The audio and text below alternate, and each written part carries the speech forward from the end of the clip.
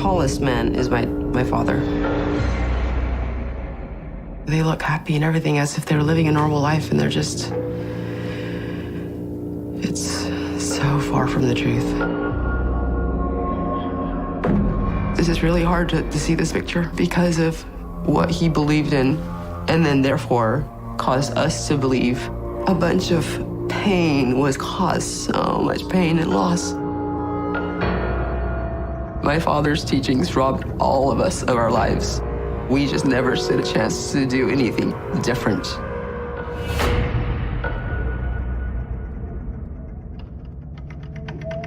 Unveils, the self-proclaimed prophet who began preaching a doctrine of hatred and murder, was often referred to as the Mormon Manson.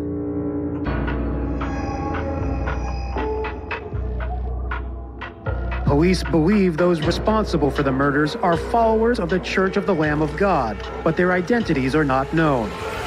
I have never told my story completely like this.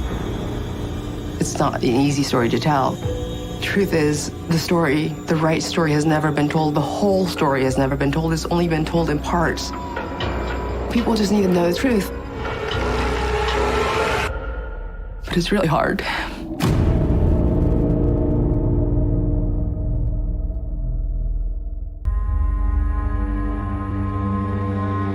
My father was a Mormon polygamist, and my mother was one of my dad's 13 wives.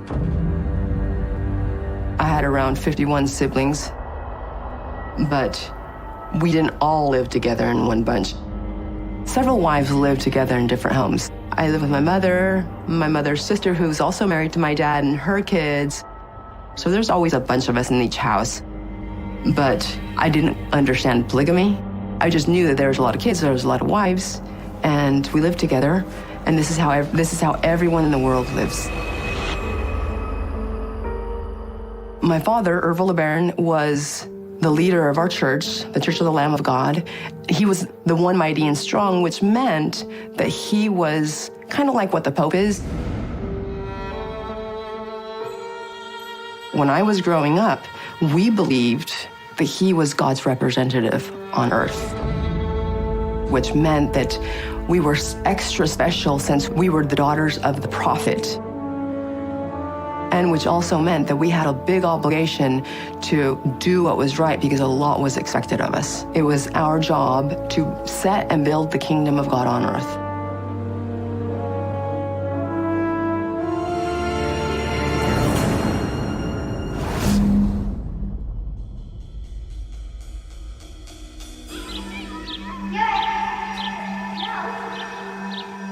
My father kept us separated and sheltered.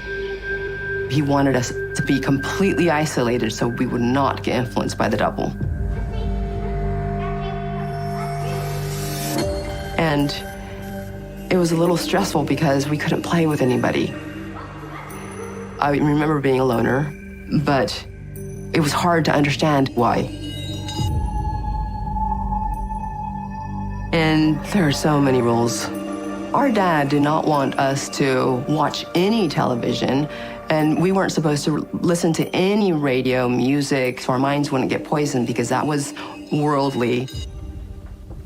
But there was a moment that my mother brought a TV home. Hi. I got us a little surprise. A surprise? Mm-hmm. A little something for us. She said, as long as we don't tell anyone, keep it a secret. And so she allowed us to watch television. If nobody was around and we knew nobody was gonna show up, then we just turned the television on. And we'd have to be sneaky about it and not get caught. I loved Gilligan's Island, and I adored and just fantasized about one day growing up to be Ginger.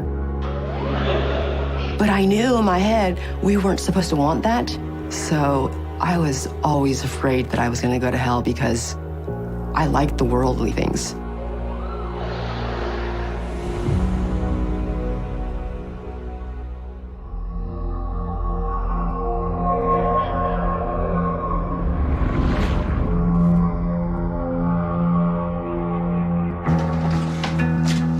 My father was hardly ever home. He would come and go randomly. My mother would always say, my dad was so important and he was doing God's will.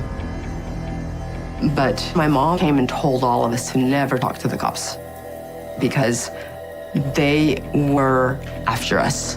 Why? Satan has corrupted them all. So you must never let them in. Come straight to us if you see any of the devil's agents around. Understood? Because we were so special, the devil was pursuing us, and the police were influenced by the devil.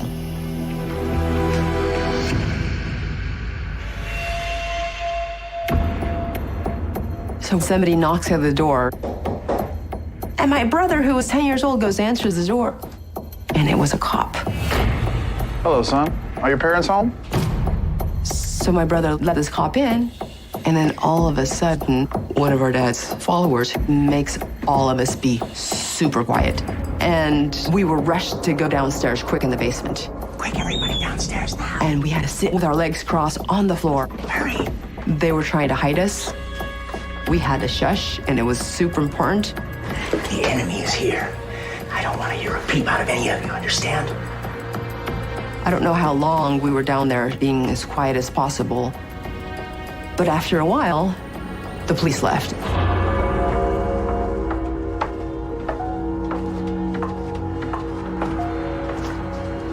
Once we were all alone again, since my brother opened the door, he got whipped so hard. How many times have we told you that? Because he let a cop in. This little guy is gonna get us all hung. We learned really quick, do not talk to the cops. You understand that? But I didn't understand that they were looking specifically for my dad. I believe they were persecuting us.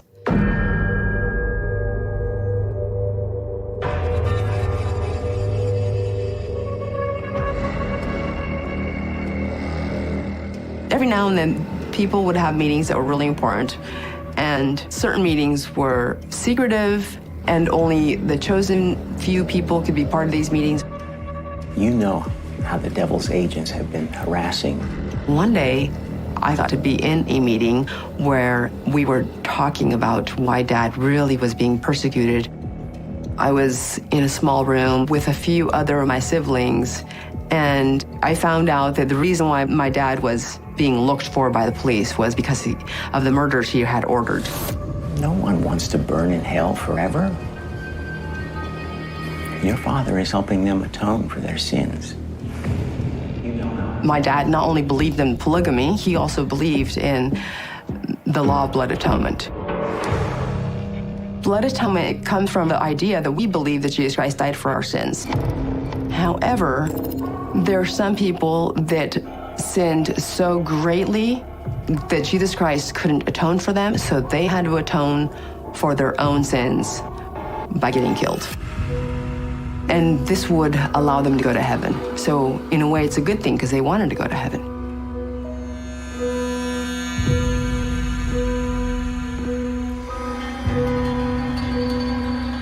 Sometimes the only way to save them from hell is for them to die.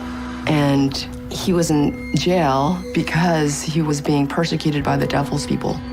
God chose him. I absolutely felt like my dad was a martyr because he was told by God, he had these revelations, and people just didn't understand it because they were Gentiles. So since they didn't understand, they persecuted my dad. He is the one mighty and powerful. That is the price that you have to pay for doing God's will.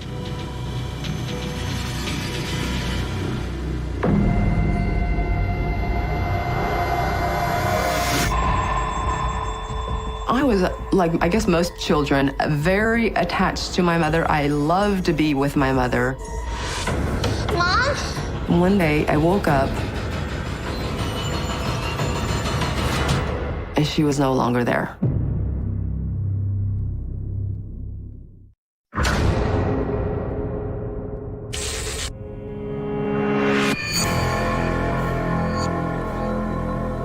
I was, like, I guess most children, very attached to my mother. I loved to be with my mother. One day, I woke up and she was no longer there. Mom? And I just figured that she was gonna come right back. And then the next day happened, she still didn't come back.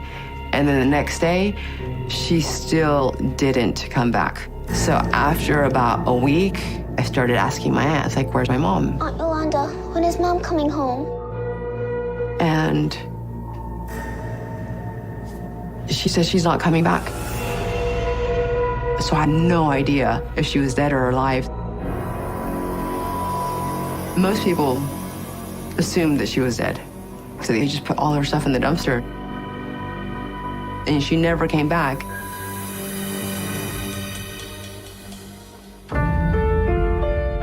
I missed my mother more than anything.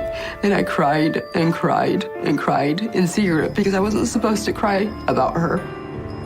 But I did.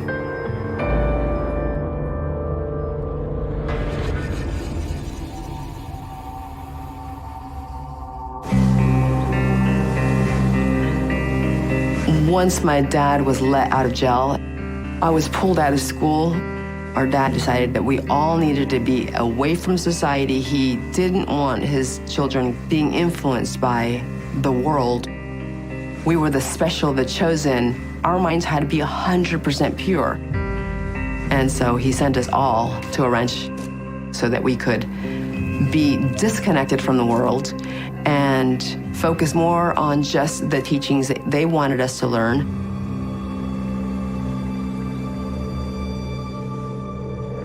My children. One of the ways that we would get taught is an adult would get one of the books, like the teachings of the prophet Joseph Smith, our dad's writings, and we'd just gather in a circle and would be read to. I have traveled far beyond this ranch, and I have seen the world beyond. The world is riddled with depravity and sin. My dad would talk about there's this Armageddon war. Battle of Armageddon is what he called it. And we had to help save the world. Promise me, my children, promise, you will not allow the darkness in, that you will fight the wicked in the world. We're supposed to do our part because we want to make sure God knows that we are doing whatever it takes to be his servants on earth. We believed that we were God's soldiers. If you sinned against light, you had to get killed. And there were people that got killed because they sinned a lot. A part of me thought, oh my God, I'm not gonna make it, because I was afraid that I had sin within me because I couldn't understand the scriptures. And that's one of the reasons why I personally thought that I might get killed, because I was emotional and sentimental. And if you stray from this, if you allow the darkness in, if you betray the family, you face the wrath of God alone.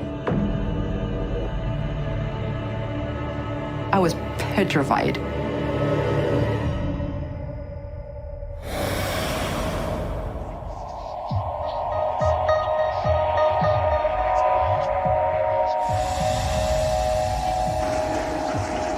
Once he was in prison, he knew that he needed somebody else to be in charge. And so he had his oldest son, my brother, Arthur, anointed to be his successor. And said that when the enemy kills me, you're going to be in charge. So he kind of prepared everybody.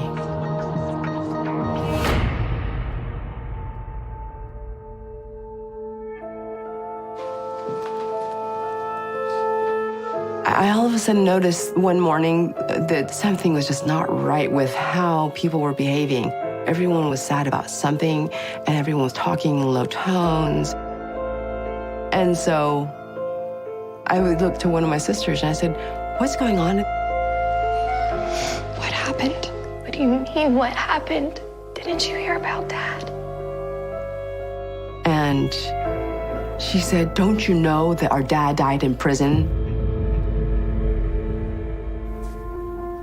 And I was absolutely shocked. The news reported that he had a heart attack. Ervil LeBaron was found dead in this maximum security cell where he was serving a murder sentence. He apparently died of natural causes with no evidence of foul play or suicide. But we actually believed that he was killed. I was told that the enemy killed him. I don't understand. How can he just die? It was the devil's people. Since my father had anointed my brother Arthur, now Arthur had to figure out what God wanted us to do.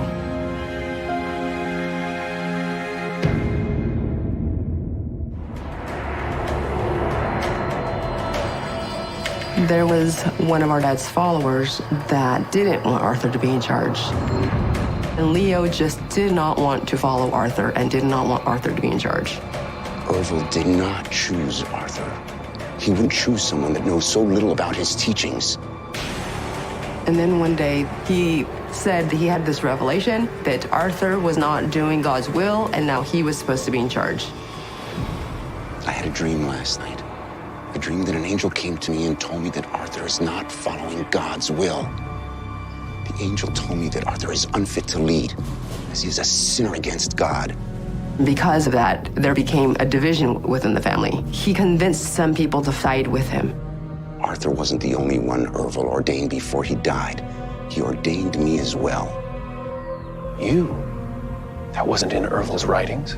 No, but it is God's will. And then some people also sided with Arthur. So our clan, it was divided in two.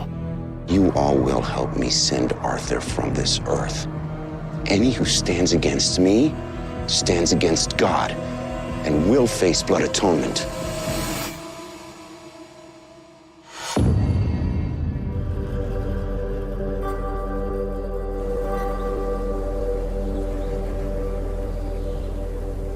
It was early in the morning. Leo shows up with 4 other men. And the guys walk up to him. They're really serious. Hello, Leo. Arthur, What's going on? was hoping we could talk. Something was not quite right about the situation. This encounter was not normal. And Arthur extends his hand. All of a sudden, one of the guys grabs Arthur. One grabbed his hands and put him behind his back. Another one started punching him. He was wrestling, trying to get away. And all of a sudden, I just hear, "No!" Then I see Arthur run as fast as he can. Then one of those men there that were beating him up pulled out a gun, and then they shot him. They shot him about 5 times.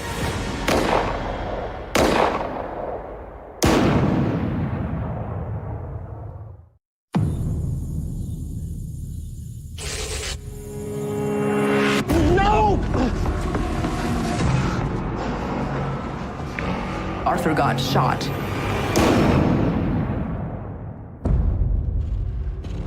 I just completely froze. It was devastating.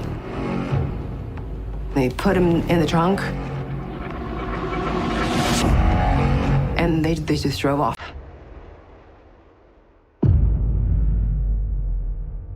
We went to the ranch to be protected, and we were not safe. And what was the most shocking is that the enemy was within our very own church. The men that came to kill Arthur were my uncles. I knew these men.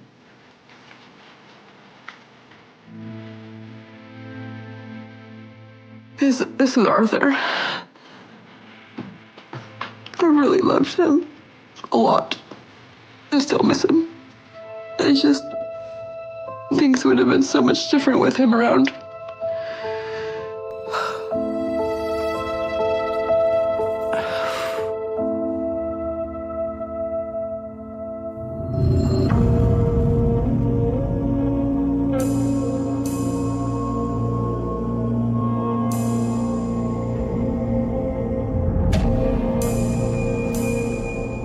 This was Hebrew when he was in charge.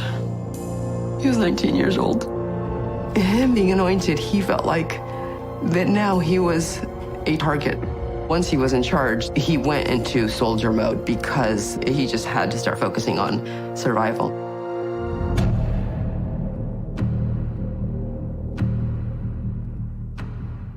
Heber felt that he had to do something because if Arthur got killed, who else was next? We don't go to the police. To us, the police were the devil's handyman. So how do we stay protected? What Heber decided is that we all needed to have weapons so that we were not defenseless. He brought guns for everyone. I got a .22 rifle. He took us out to show us how to use the guns. And here we are, a bunch of kids on the ranch, armed to protect ourselves because we were afraid for our lives. To me, this was definitely a good thing that now I had a weapon in case something bad ever was going to happen.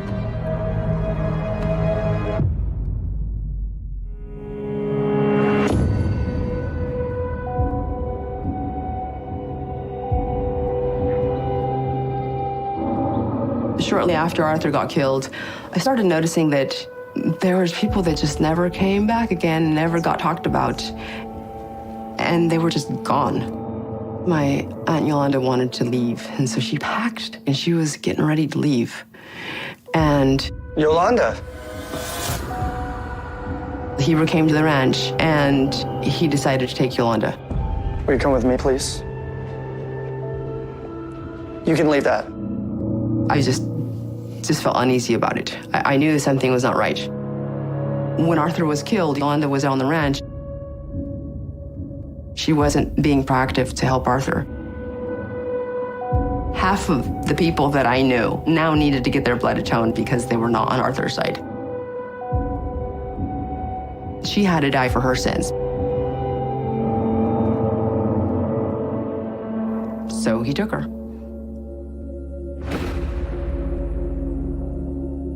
I knew that this is not something I was supposed to be sad about.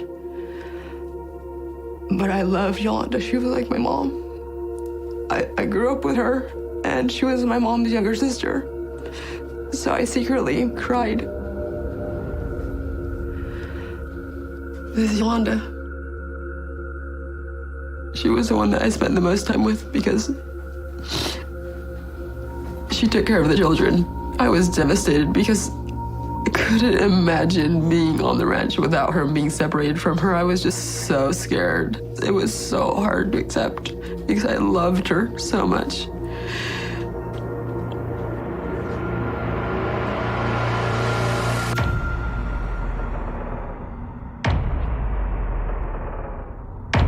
So it became a blood battle. Those people that killed Arthur were also trying to kill more of the adults. And there were shootouts. It was early in the morning, and Heber was supposed to be on the ranch, but instead his wife was going to have a baby, and so he was in the city. And we were all alone, just a bunch of kids. You're done with that? Please go check on the laundry. Okay. I'm telling my sisters what we were going to do, the dishes, the laundry, what all the chores needed to happen. And one of my brothers comes over and says, "Oh my God, we are being attacked." I don't recognize them. And as I looked, I saw two men completely in black, armed with rifles, coming our direction. Run!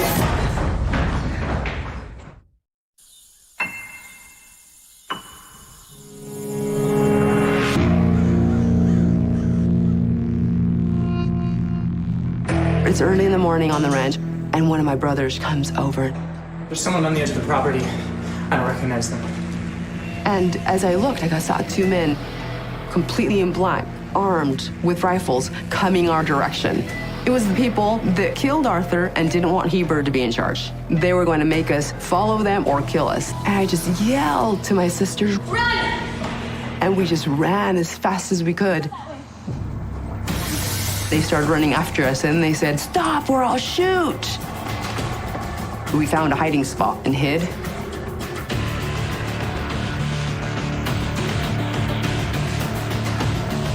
And then all of a sudden we hear a gun go off.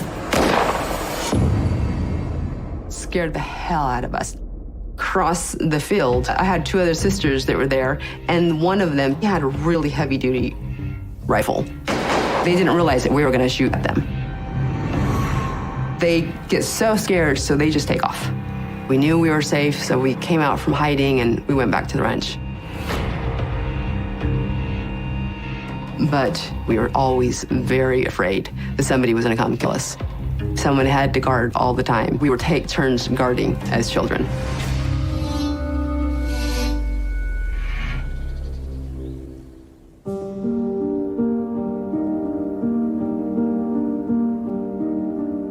Things got so complicated that it kind of felt like I was walking on eggshells.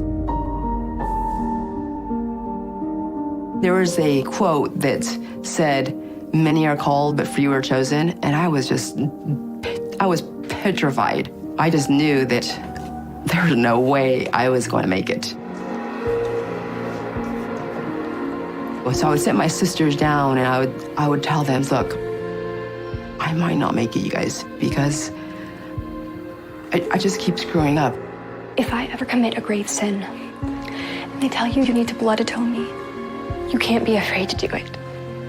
What? I would tell them, there might come a day you guys are gonna have to kill me, and it's gonna be okay. And don't worry about it. You have to listen to me. Because the thing is, if I needed to get killed, it would be a test for them. So my closest sisters, they would be tasked because it would be their test. Could they actually do it? Promise me. Do you understand? And so I would try to make sure that they're prepared if they were given that test and not chicken out.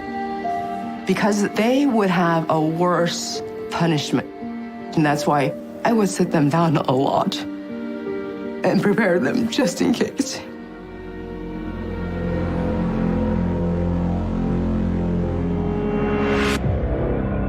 I could tell my brother was worried about something. I'm like, what's going on? What's happening?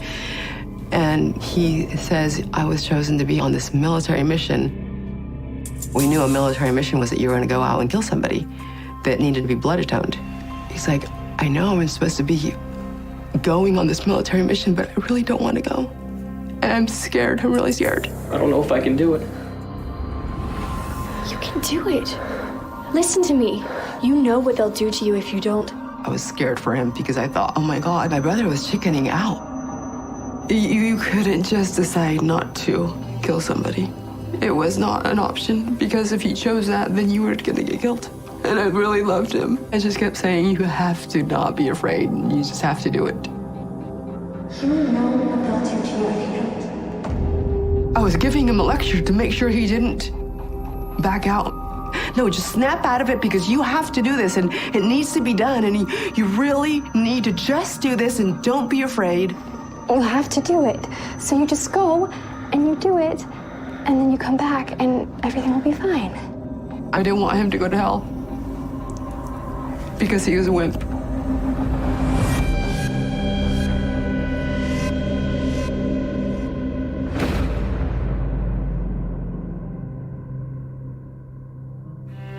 Former Mormons went on a killing spree provoked by the misguided belief in blood atonement. The murders all happened within 5 minutes of each other.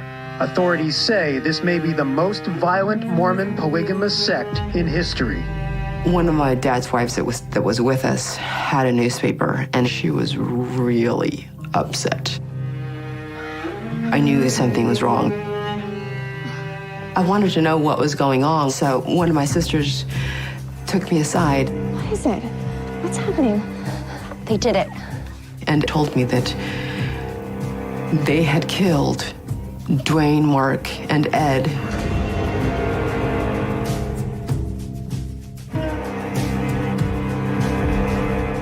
When our dad ordered someone's death, they were the ones that carried all the deaths out. But they split off because now they wanted to be in charge.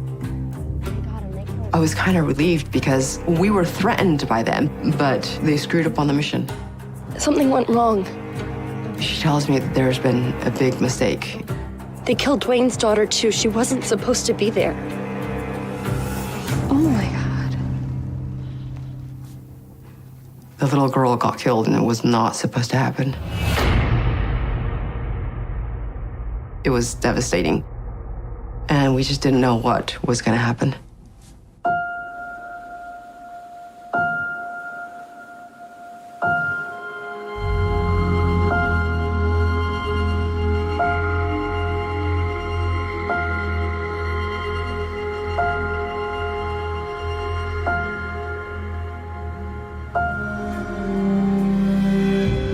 Eventually, there became a time where everyone was hiding, and I was one of the oldest left, all alone with a bunch of kids.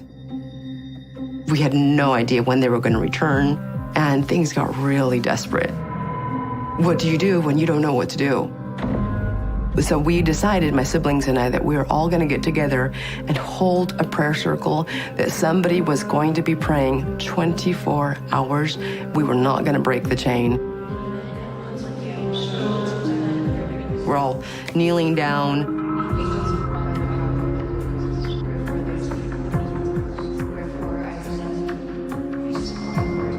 Several days after praying and praying, I think I know what we have to do.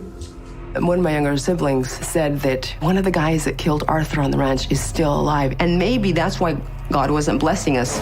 We need to go out there and go kill him. I was still under the belief that our job was still to continue living this life. We were still responsible for carrying out God's orders. So it just all of a sudden became the mission. And me and her were going to kill him.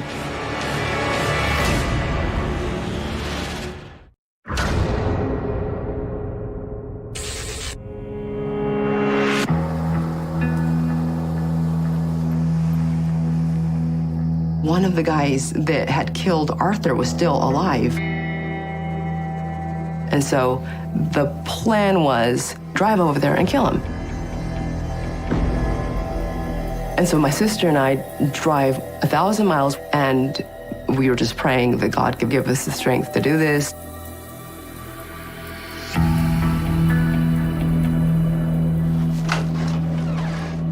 Girls, what a surprise. Is everything okay? He started talking to us and he said, hey, how are you doing? So we kind of started chit-chatting and trying to behave normally. Everything's fine. We just wanted to see if you'd heard from anyone. There's no one left at the ranch. It's so sad what's happened to the family. Where are my manners? Please, come in.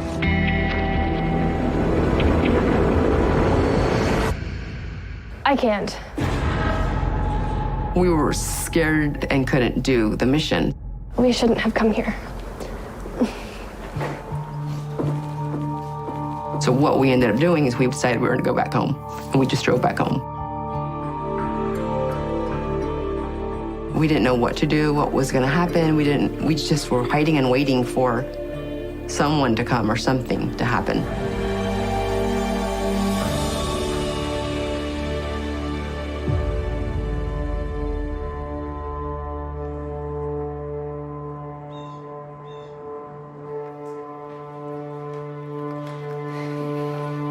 Everything finally came to an end when my brother got to a point that he couldn't live this way anymore. Are you okay? No. And he convinced me to believe and to see that our religion, our church, really wasn't the real church. Blood atonement? The Battle of Armageddon, it's all fake. Dad never spoke to God. It was all a sham. Everything we did, everything they told us, none of it is real.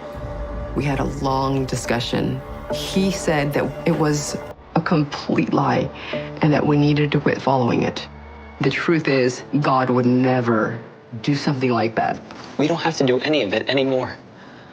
I was actually so relieved. I couldn't believe he was saying it.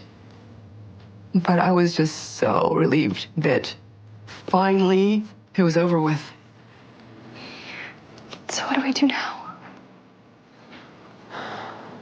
Whatever you want. It was just the hugest turning point in my life. It completely turned everything upside down.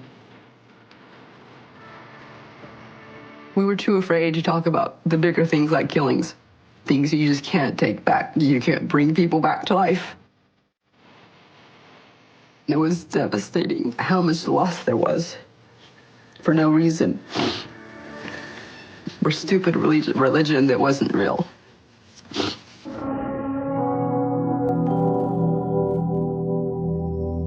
He just felt so horrible that he was the one that on accident killed the little girl, and he just couldn't live with it. And so he said, you know what, if I get the death sentence, who cares? He didn't care anymore. He just wanted it to be over with. He turned himself in and told the police everything. At this point, nobody was held in custody for any of the murders, and they were still trying to figure out who it was. And because of what he did, my siblings got prosecuted, and now they're in prison.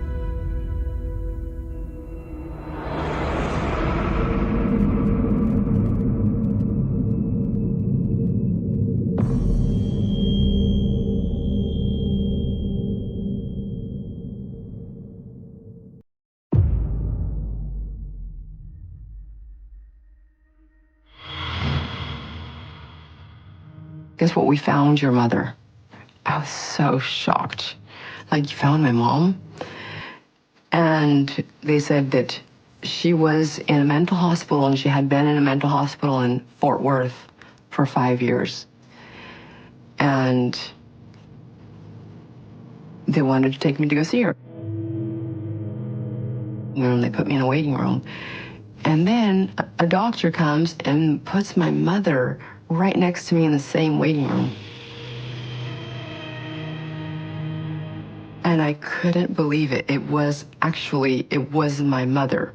She looked the same, except just a little older. They tell me my daughter, Stephanie, is gonna come visit me today.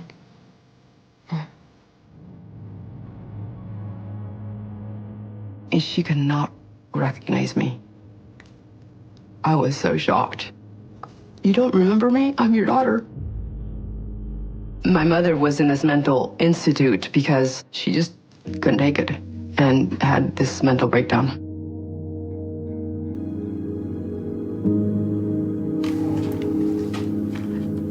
This is when they took me to go see her. I'm 16 years old, and she didn't recognize me because I was so tall. I had grown so much. The last time I saw her, I was 9. At 9 years old, I was still a little girl. She wasn't expecting to see somebody all grown up. I had to convince her that I was her daughter. It took a while, but once she understood that I was her daughter, she was like beaming with pride. I just was so thankful that I at least got to see her one more time, because she actually passed away just a month later. She was really sick, and she was tired, and she laid down and passed away.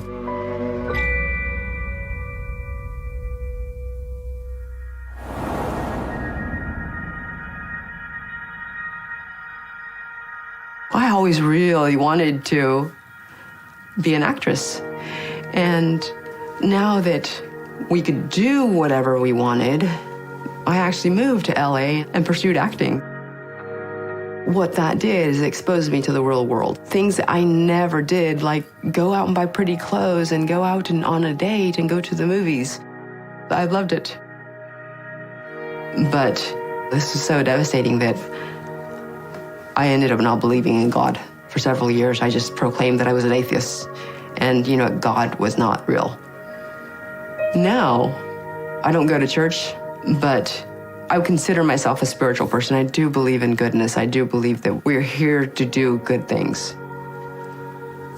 And I hope to do as much good as I possibly can, because we need to have LeBarons doing good and amazing things.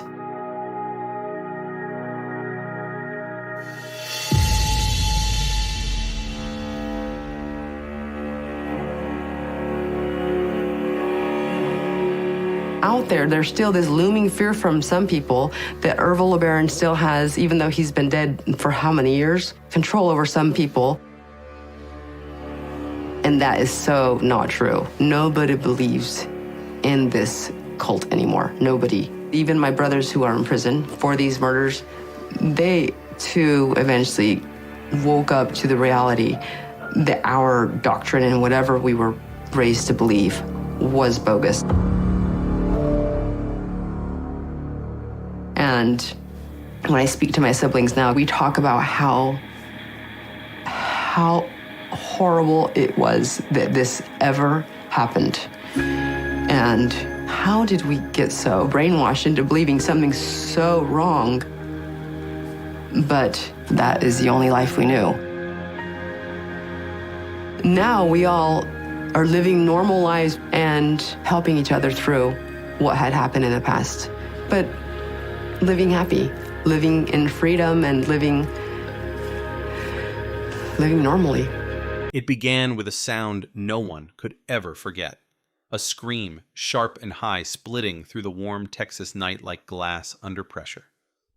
In the town of Garland, where streets were quiet after sundown and porch lights flickered like slow heartbeats, that scream carved through the silence and marked the beginning of a story that would haunt the community for decades. It was June 2001. The air was heavy with dust and the smell of dry asphalt. Somewhere a clock struck midnight and then stopped. Her name was Rebecca Lynn Carter, 22 years old, full of restless dreams and the kind of fire that makes small-town girls believe they're meant for something bigger. She worked at a diner off Highway 78, always smiling at the regulars, always humming under her breath. She wanted to study photography, capture the raw, unseen corners of life. But that night, the only image left behind was a half-finished cup of coffee still steaming under the fluorescent light. At 12:47 a.m., the call came in. A neighbor had seen the door to her apartment left wide open. No signs of struggle, no forced entry. Just an eerie stillness and a single shoe left by the door. Police arrived within minutes, but the place felt wrong from the start. The air was too clean. The bed perfectly made. The only thing out of place was a framed photograph lying face down on the floor, a picture of Rebecca with her family at a barbecue. Everyone smiling, everyone innocent. In the kitchen, an untouched plate of dinner had gone cold. The refrigerator hummed. A chair was slightly pulled out as if someone had just stood up. On the counter, detectives noticed something else, a ring of condensation from a glass that didn't belong. No fingerprints, no trace, just that circle, fading slowly under the kitchen light.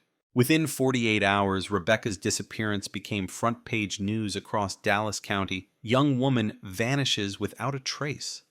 The kind of headline that grabs attention, then dissolves into whispers and speculation. Some said she ran away. Others said it was a stalker. Her friends swore she was scared in the weeks before she'd told one coworker about a car that kept parking across the street from her window. A gray sedan, no license plate, just headlights watching her from the dark. Detectives scoured the area. They interviewed ex-boyfriends, co-workers, neighbors. Everyone had a story, but no one had an answer. There were rumors of break-in, a jealous lover, a stranger who followed her home. But the truth was quieter, hiding in plain sight. Days turned into weeks, then months. The trail went cold. By the end of that summer, the posters began to fade under the Texas sun. Rebecca's mother kept one on her front door anyway, rain-streaked, worn, barely holding on. Every Sunday, she'd stand on the porch, staring at the empty road, waiting for a car that never came. Her father stopped talking to reporters. Her younger brother quit school. And the police, after months of dead ends, quietly filed it under unsolved disappearance. Years passed. Technology changed. Detectives retired. But in 2018, something shifted. A young cold case investigator named Maria Gonzalez reopened the file, just another dusty box in the evidence room. Inside, she found what others had missed, a small sealed envelope labeled miscellaneous. Inside it, a single hair collected from Rebecca's bedsheet, but never analyzed. Gonzalez sent it to the lab more out of habit than hope. Weeks later, the results came back partial DNA. Not enough for an exact match, but enough to point a direction. It matched a familiar profile from the state's offender database, someone local, someone who had once been close to the family. The name on the screen made her stomach tighten. Daniel Price. To the Carters, he was Uncle Danny, their neighbor, for years. He'd fixed their fence, helped with car troubles, brought pies on holidays. He was like family. But Daniel had a record, a misdemeanor assault charge in the late 90s, sealed and forgotten. He'd moved out of state after Rebecca's disappearance, started over, new job, new life. But his past had quietly followed him. When detectives showed up at his home in New Mexico, he didn't resist. He smiled, invited them, and offered coffee. But his hands shook. When they mentioned Rebecca's name, his expression changed. The calm veneer cracked for just a second, revealing something hollow behind the eyes. Back in Garland, word spread fast. After 17 years, the 2001 cold case was reopened, and the name attached to it sent shockwaves through the town. Reporters lined up outside the Carter family's old home cameras, flashing against the worn brick. Arrest shocks community, the headlines read. Neighbors couldn't believe it. Danny. No way, one said. He used to mow their lawn. Another whispered, he was at her memorial. Police began retracing everything. Old interviews, phone records, witness statements. That's when the picture started to shift. A neighbor, long forgotten, recalled seeing Daniel's truck parked near Rebecca's apartment that night, said he'd brushed it off at the time because everyone knew him. Another remembered hearing muffled voices, maybe an argument. When confronted, Daniel denied it all, said he'd been home watching TV. But investigators had his phone records a single call made at 12:44 a.m. to Rebecca's number, just 3 minutes before the neighbor's 911 call. They confronted him again. He smiled, shrugged, said it was a butt dial, but his voice trembled when they played back the recording from that old 911 call, faint, distorted, but unmistakable. In the background of Rebecca's scream, a man's voice could be heard, low, commanding, familiar. Audio experts enhanced it. 3 words came through the static, "Stop fighting me." The match was conclusive. The voice was Daniel Price. The discovery tore open wounds that had never really closed. For the Carter family, it wasn't relief. It was betrayal, deep and personal. The man they'd trusted, the one who'd sat beside them at vigils, was the one who'd taken her. The arrest reopened old grief, made it real again. As news crews flooded the street, Rebecca's mother stood on her porch watching the flashing red and blue lights paint the house in colors she'd seen too many times before. She whispered one sentence he knew where she slept. The case, once buried under years of dust and silence, was suddenly alive, pulsing with anger, disbelief, and a terrible clarity. But one question still lingered, one no one could answer even now. Why? Daniel said nothing. Not in court, not in the interrogation room. His silence was louder than any confession, and for every truth the investigators uncovered, 10 new questions took its place. Because sometimes in small towns like Garland, the monster isn't the stranger lurking in the dark, it's the one who smiles at you every morning, waves from across the street, and hides his sins beneath the warmth of familiarity. And even when justice finally arrives, it doesn't bring peace. It only reminds everyone that for 17 years the truth was living right next door. They brought Daniel Price back to Garland in handcuffs. The town that once called him neighbor now watched in silence as he stepped off the transport van under a rain-heavy sky. Cameras flashed. Reporters shouted his name. But he didn't look up. He just stared at the pavement as if the ground itself might swallow him whole. Inside the interrogation room, fluorescent lights hummed above the gray table. Across from him sat Detective Maria Gonzalez, the one who had reopened the case after 17 years of silence. She didn't raise her voice. She didn't threaten him. She simply laid out the photograph of Rebecca Carter, face, smiling eyes, bright. Then she said one sentence that cut through the static. "Tell me what happened that night." He didn't blink, didn't move. For a long moment, the only sound was the low buzz of the lights. Then Daniel leaned back, arms crossed, lips barely moving. "I didn't kill her," he whispered, but his eyes betrayed him. They flickered when Gonzalez slid the phone records across the table, his 12:44 a.m. call to Rebecca, just 3 minutes before the scream that woke the neighborhood. "We have your voice on the tape," Gonzalez said. He froze, just for a heartbeat. Then he smiled a slow, unsettling curve. "You think you know everything," he said, "but you don't know her." Those words stayed with Gonzalez long after the interview ended, because they weren't the words of an innocent man. They were a warning, a claim of ownership, as if even after all these years he still believed she belonged to him. Investigators began rebuilding the night piece by piece. Rebecca's last shift at the diner ended at 11:30 p.m. Surveillance footage showed her locking up, waving goodbye to her coworker, then walking toward the parking lot. Her car headlights flickered once, twice, and then she disappeared into the darkness. But now, with Daniel's arrest, they dug deeper. Security footage from a nearby gas station long archived revealed a shadow, a truck pulling out behind her car just seconds later, a 1996 Ford pickup, same make, same color as Daniel's, the timestamp, 11:34 p.m. It wasn't proof, but it was enough. They searched Daniel's old property on Maple Drive, the one he sold in 2002. The current owners gave permission. The team arrived at dawn, the air thick with humidity and the faint smell of rain-soaked grass. Ground-penetrating radar swept across the backyard. Minutes turned into hours. Then the machine beeped faint, rhythmic, like a heartbeat. 2 feet below the soil, they found what the town had stopped looking for. The remains were fragile, wrapped in a faded bedsheet. Time had eaten away most of the evidence, but not all. There was still the chain of her necklace. The small silver pendant, shaped like a camera, the same one she wore every day. Rebecca Carter had been home all along, buried behind the fence Daniel Price once helped her father repair.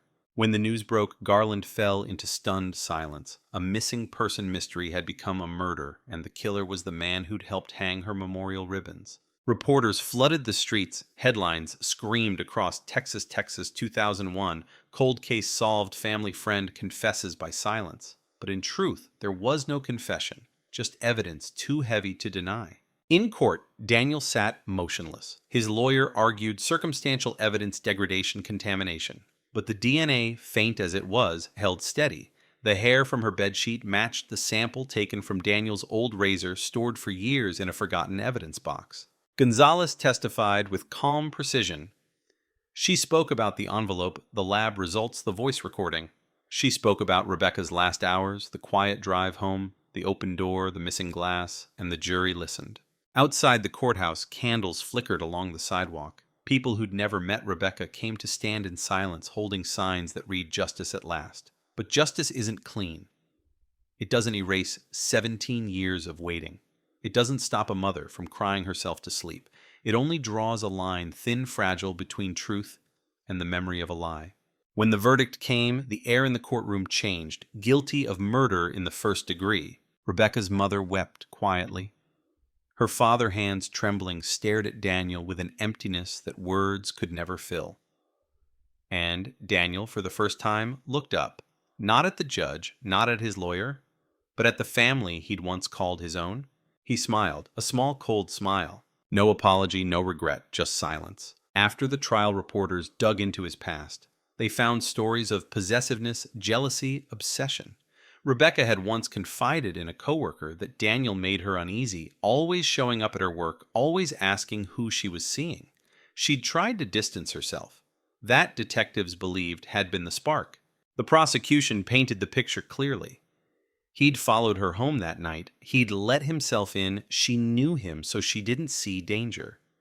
A conversation turned into an argument into panic. And when it was over, he hid her body where he thought no one would look in the earth of the very town that had trusted him. But even after conviction, questions lingered. There were gaps in the timeline, inconsistencies in Daniel's movements, missing pieces of evidence that could never be recovered. For some, the truth felt incomplete, too neat, too late. Detective Gonzalez often drove past Maple Drive after the trial. The house looked peaceful now, children playing in the yard, sunlight cutting through the oak trees. But she knew what lay beneath that soil, the truth quiet and permanent.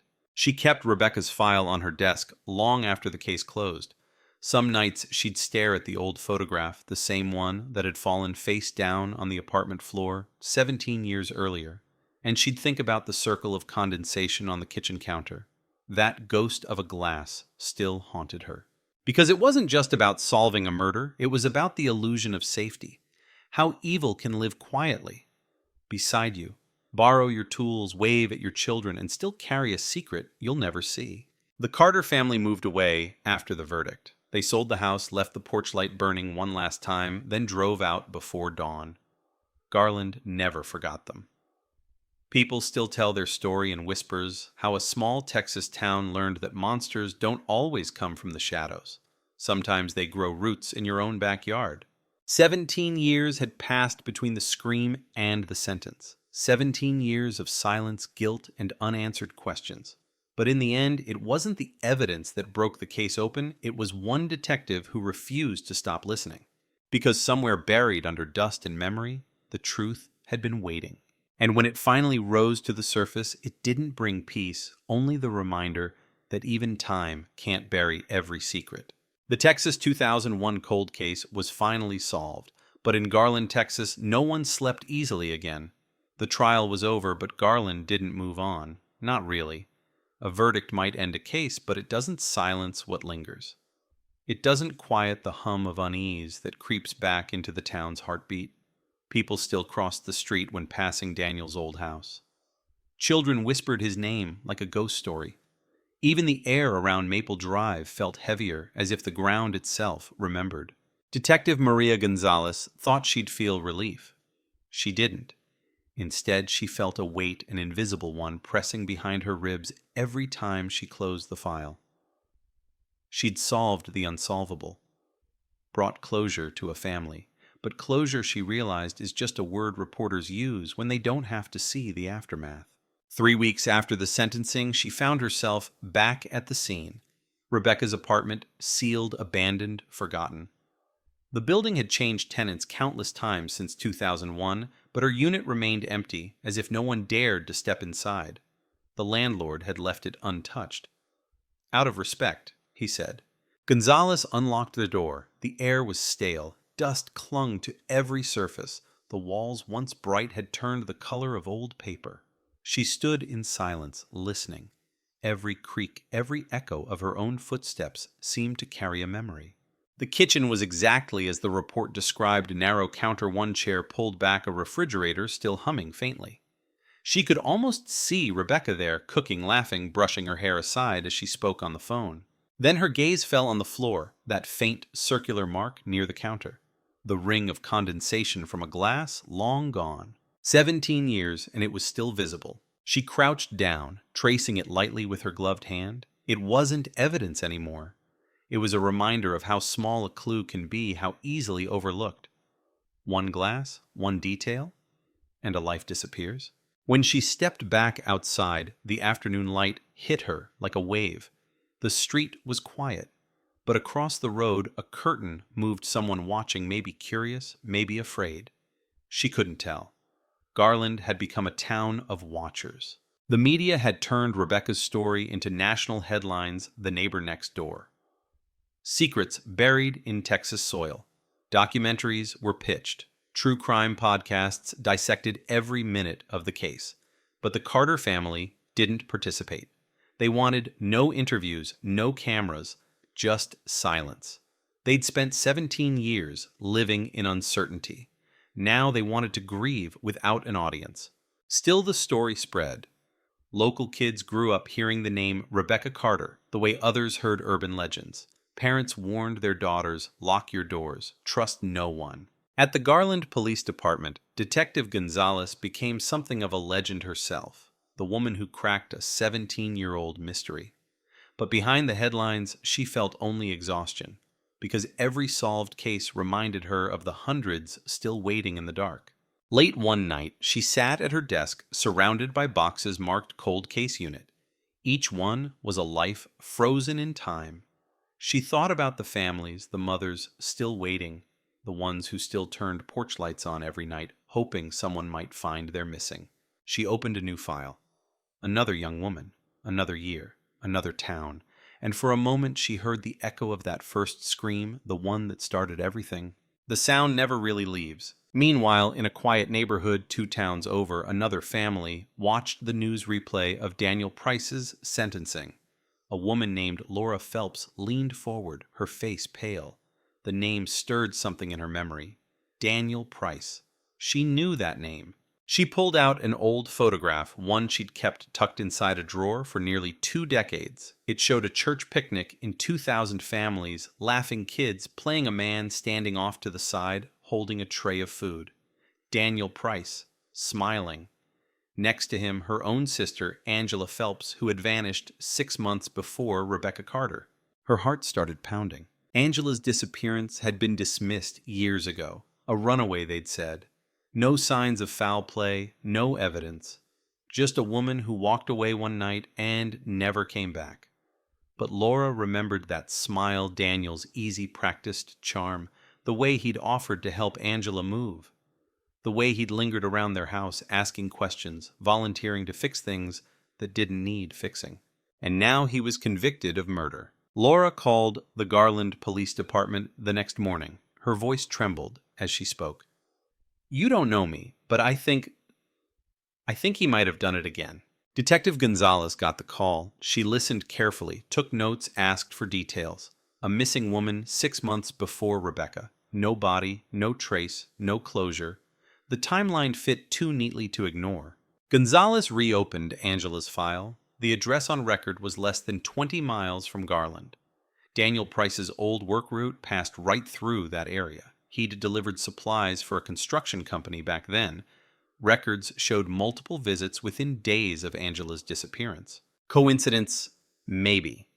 But in Gonzalez's world, coincidence was just a word people used before the truth caught up. She drove to the address listed in the report. The house was gone, demolished years ago, replaced by a strip of new development. But the ground was the same. The dirt didn't forget. She stood there under the burning Texas sun, feeling the heat rise off the pavement, staring at the empty lot where another life had vanished. She knew she'd found her next case, one connected by silence, by proximity, by the smile of a man who had fooled everyone. Back at the precinct, she stared at Daniel's mugshot pinned to her corkboard. The cold eyes, the faint smirk. She whispered under her breath, "What else did you bury?" Outside, thunder rolled across the horizon. Rain began to fall again, heavy, rhythmic, relentless. It tapped against the window, like footsteps fading into the distance. The 2001 cold case was closed, but another door had just opened. In the stillness of her office, Detective Gonzalez felt that same old chill creeping down her spine. Because in this line of work, a solved case is never an ending. It's an invitation. And somewhere out there, beneath another quiet Texas sky, another secret was waiting to be unearthed. The storm rolled in from the west, dragging a curtain of gray across the Texas sky. Rain hit the precinct windows like static, sharp, unrelenting, impossible to ignore. Detective Maria Gonzalez sat alone at her desk, a half-empty cup of coffee cooling beside a stack of old case files. The name on the top folder was written in faded black ink, Angela Phelps, missing August 2000. She flipped it open. The pages smelled like dust and time. A single photograph was clipped to the report. Angela, 24, dark hair, soft smile, eyes that looked like they were always thinking ahead. The notes said she'd last been seen leaving her apartment after an argument with her boyfriend. She'd packed a small overnight bag, never came back. At the time, no one had looked too closely. There was no forced entry, no signs of a struggle, no evidence of foul play. The conclusion had been easy. She left. People disappear all the time, they said. Sometimes they just want to start over. But Gonzalez had learned something the hard way. People don't vanish into thin air. Someone always helps them disappear. She laid out the timeline. August 2006, months before Rebecca Carter. Both women lived within 20 miles of each other. Both worked in small public-facing jobs. Both had reported feeling uneasy about someone watching them. And in both cases, Daniel Price's name floated nearby, unassuming, invisible, ordinary. She needed more. Gonzalez requested Daniel's old employment records. Back then, he'd worked for a company called Lone Star Supply, delivering construction materials to sites around North Texas. She traced his routes, marked them on a map. Garland, Plano, Rockwall, Richardson, a cluster of points, and right in the center, Angela's last known address. Coincidence again? The word had lost meaning? She drove out there the next morning. The old neighborhood had changed, new homes, new roads, new faces, but the bones of it were the same. The empty lot where Angela's duplex once stood was now part of a modern development, manicured lawns, neat sidewalks, perfect symmetry. but beneath the order, Gonzalez could feel the residue of something left undone. She walked the perimeter slowly, eyes scanning the ground, even though 2 decades had passed. The air was damp from last night's rain, carrying that faint, metallic scent that always made her think of blood. Across the street, an elderly man sat on his porch watching her. "Morning, sir," she called out. He nodded. "You a cop?" "Yes, sir." He leaned forward, squinting through the drizzle. "You looking for her again?" Gonzalez froze. "You remember Angela Phelps?" The man sighed. "How could I forget, sweet girl? Used to bring me groceries when my wife got sick. Then one day, gone, just gone." He pointed down the street. "I remember a truck, old Ford, brown, maybe green. Parked there that night. Didn't think much of it then. Belonged to some guy who helped her move boxes a few times. Friendly fella. Called himself Danny."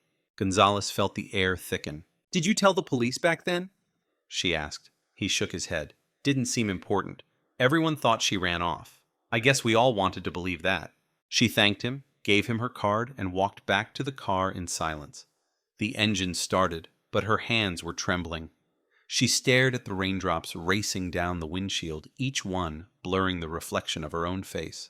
The past wasn't done with her. Back at the precinct, she pulled Daniel's interview footage again. She studied every frame, every pause, every nervous twitch. There was something calculated in the way he sat, like a man playing chess, not a man caught in a lie. Every denial was measured, every silence deliberate. She scrubbed through the video until she found the moment that had haunted her when she'd mentioned Rebecca's name, and his expression shifted just slightly. But now she noticed something else. A flicker. A hesitation not of guilt, but of recognition. Angela's photo sat on the table beside Rebecca's. 2 faces, similar ages, same part of town. He'd known them both. She could feel it. She needed proof. Gonzalez contacted the forensic team that handled Rebecca's case. She asked them to re-examine everything from Daniel's old property, every inch of soil, every trace of organic material. They worked for days, digging deeper, sifting through layers of earth that had slept undisturbed for years. Then, one evening, as the sun dipped low and the light turned blood orange, her phone rang. "Detective, you might want to come down here." She arrived to find a small crowd gathered near the dig site. The technician met her at the edge of the taped-off area, face pale, voice tight. "We found something." About 10 feet from where Rebecca was buried, they'd uncovered another shallow grave. Inside it were fragments bone fabric metal. Time had erased most of the evidence, but not all. A small silver bracelet, still intact, glinted in the dirt. The initials engraved on it read AP Angela Phelps. The discovery cracked the case wide open again. News vans returned to Maple Drive. Reporters repeated the same words they'd said months earlier. Cold case reopened. Second victim discovered. Garland's silence shattered all over again.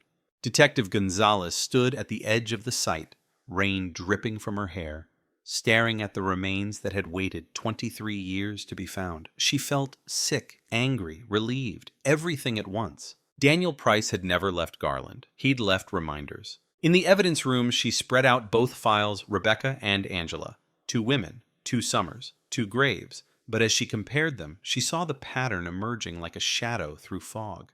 Both had been women who trusted him. Both had distanced themselves right before vanishing. Both had been found buried on property connected to him. And suddenly, Gonzalez realized something darker. Daniel hadn't buried them to hide them. He'd buried them to keep them close. She pulled the visitor logs from his years in prison. Most inmates had family, friends, pastors. Daniel had none. But every Sunday, one woman had come to see him, a local church volunteer named Helen Ward, retired, kind, motherly. She'd told reporters she pitied him, believed in redemption. Gonzalez checked her address. It was less than 5 miles from Daniel's old home, and when she cross-referenced it with his past delivery routes, she found it again, his signature logged 3 times under her property's construction permit in 1999. Before Rebecca, before Angela. The pattern stretched further back than anyone had realized. Rain pounded harder against the precinct windows as Gonzalez whispered to herself, he didn't start in 2001. She picked up the phone and called the forensic team again. Expand the search, she said quietly. Check every job site he worked before 2000. The technician hesitated. That's hundreds of miles, detective. I don't care, she said. Start digging. Outside, lightning split the horizon, a flash that illuminated the entire block for a single blinding second. And in that moment, Gonzalez knew this wasn't a story about one murder or even two. It was a trail, a buried map of women whose names had been forgotten.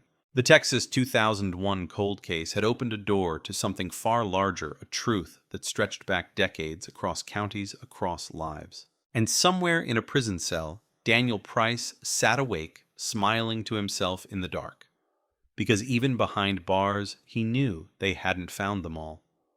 The storm didn't stop. It pressed down on Garland like a living thing, thunder crawling across the sky, lightning slicing through the dark. Detective Maria Gonzalez barely noticed anymore. She hadn't slept in 2 days. Her desk was covered with maps, photos, timelines.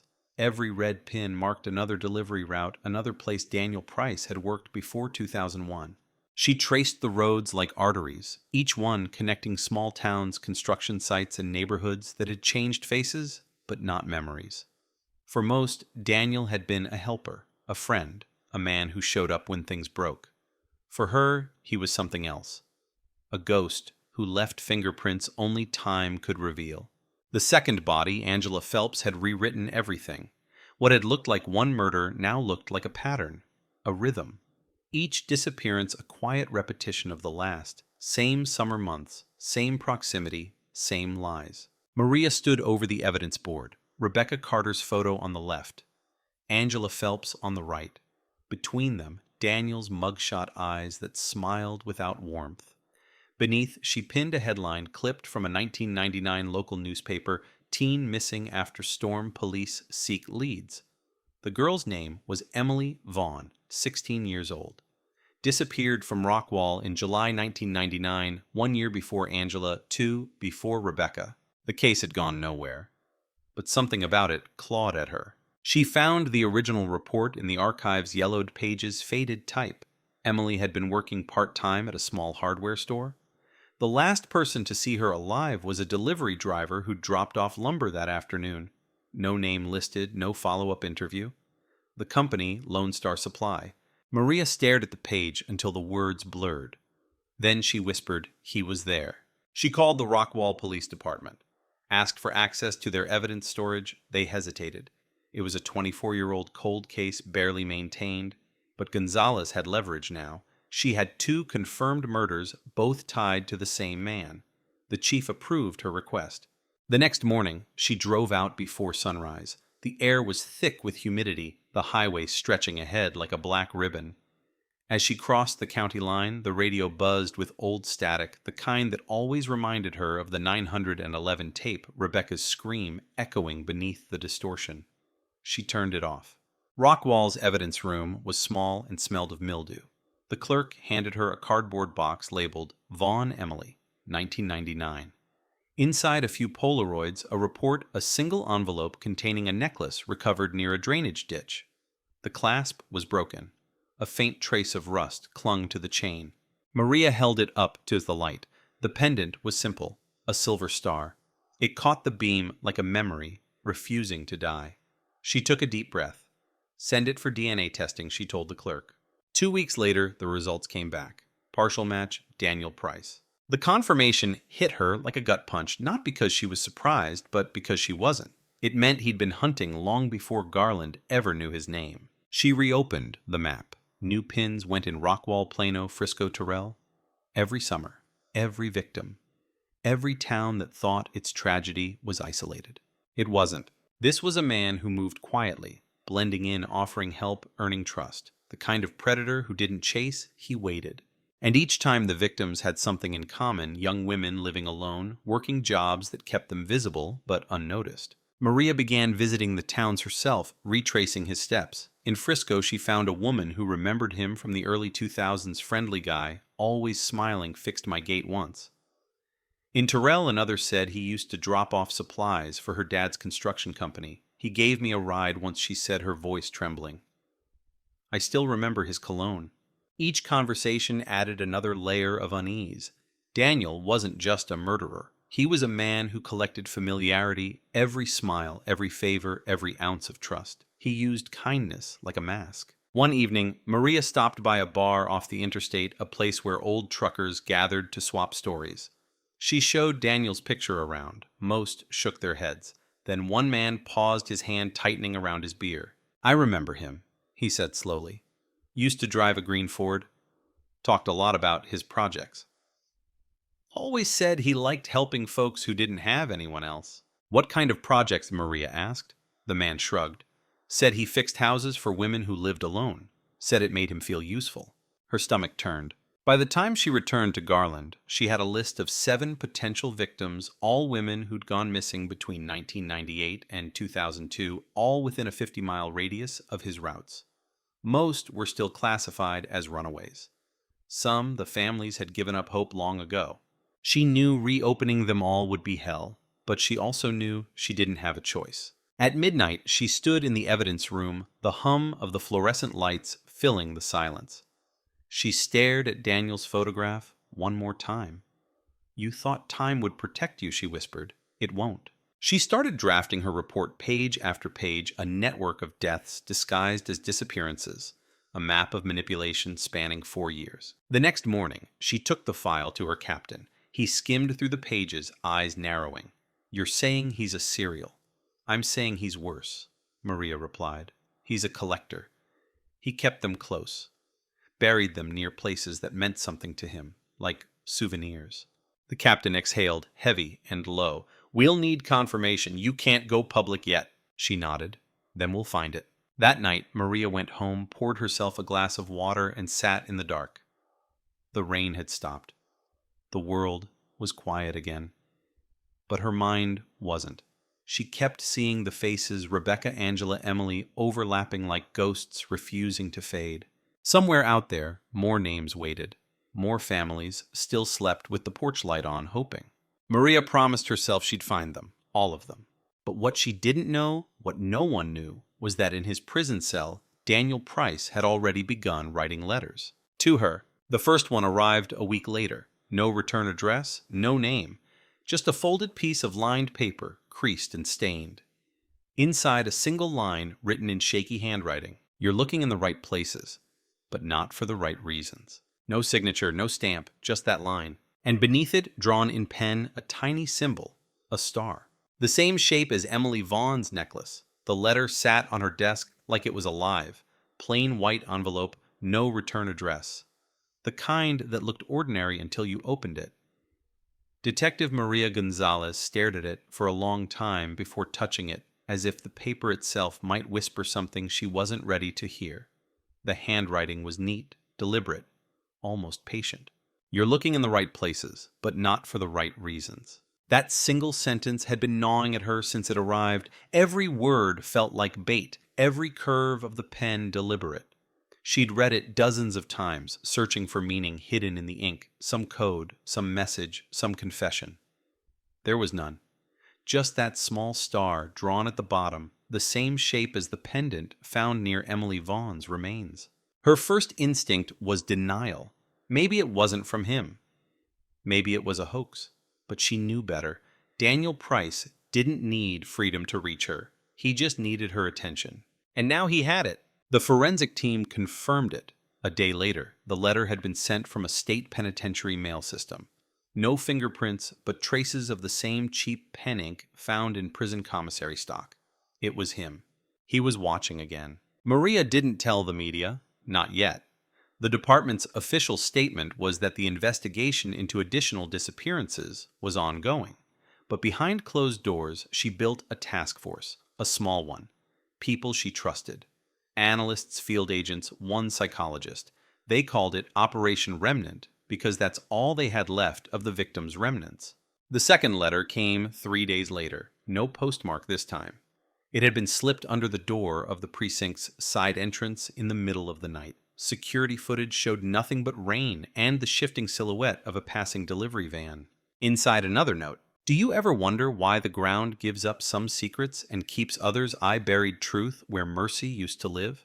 At the bottom, another star. She didn't sleep that night. She pulled every map she had, old property records, construction permits, soil studies, anything tied to Daniel Price's routes. The words "where mercy used to live" echoed in her mind. Mercy.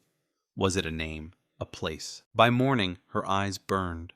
Coffee went cold. Then she founded a small abandoned church listed in the records as Mercy Hill Baptist, demolished in 2003. Daniel had delivered construction materials there in late 1999. The lot was still empty. She drove out alone, ignoring protocol gravel crunching beneath her tires. The wind carried the scent of dirt and burned cedar.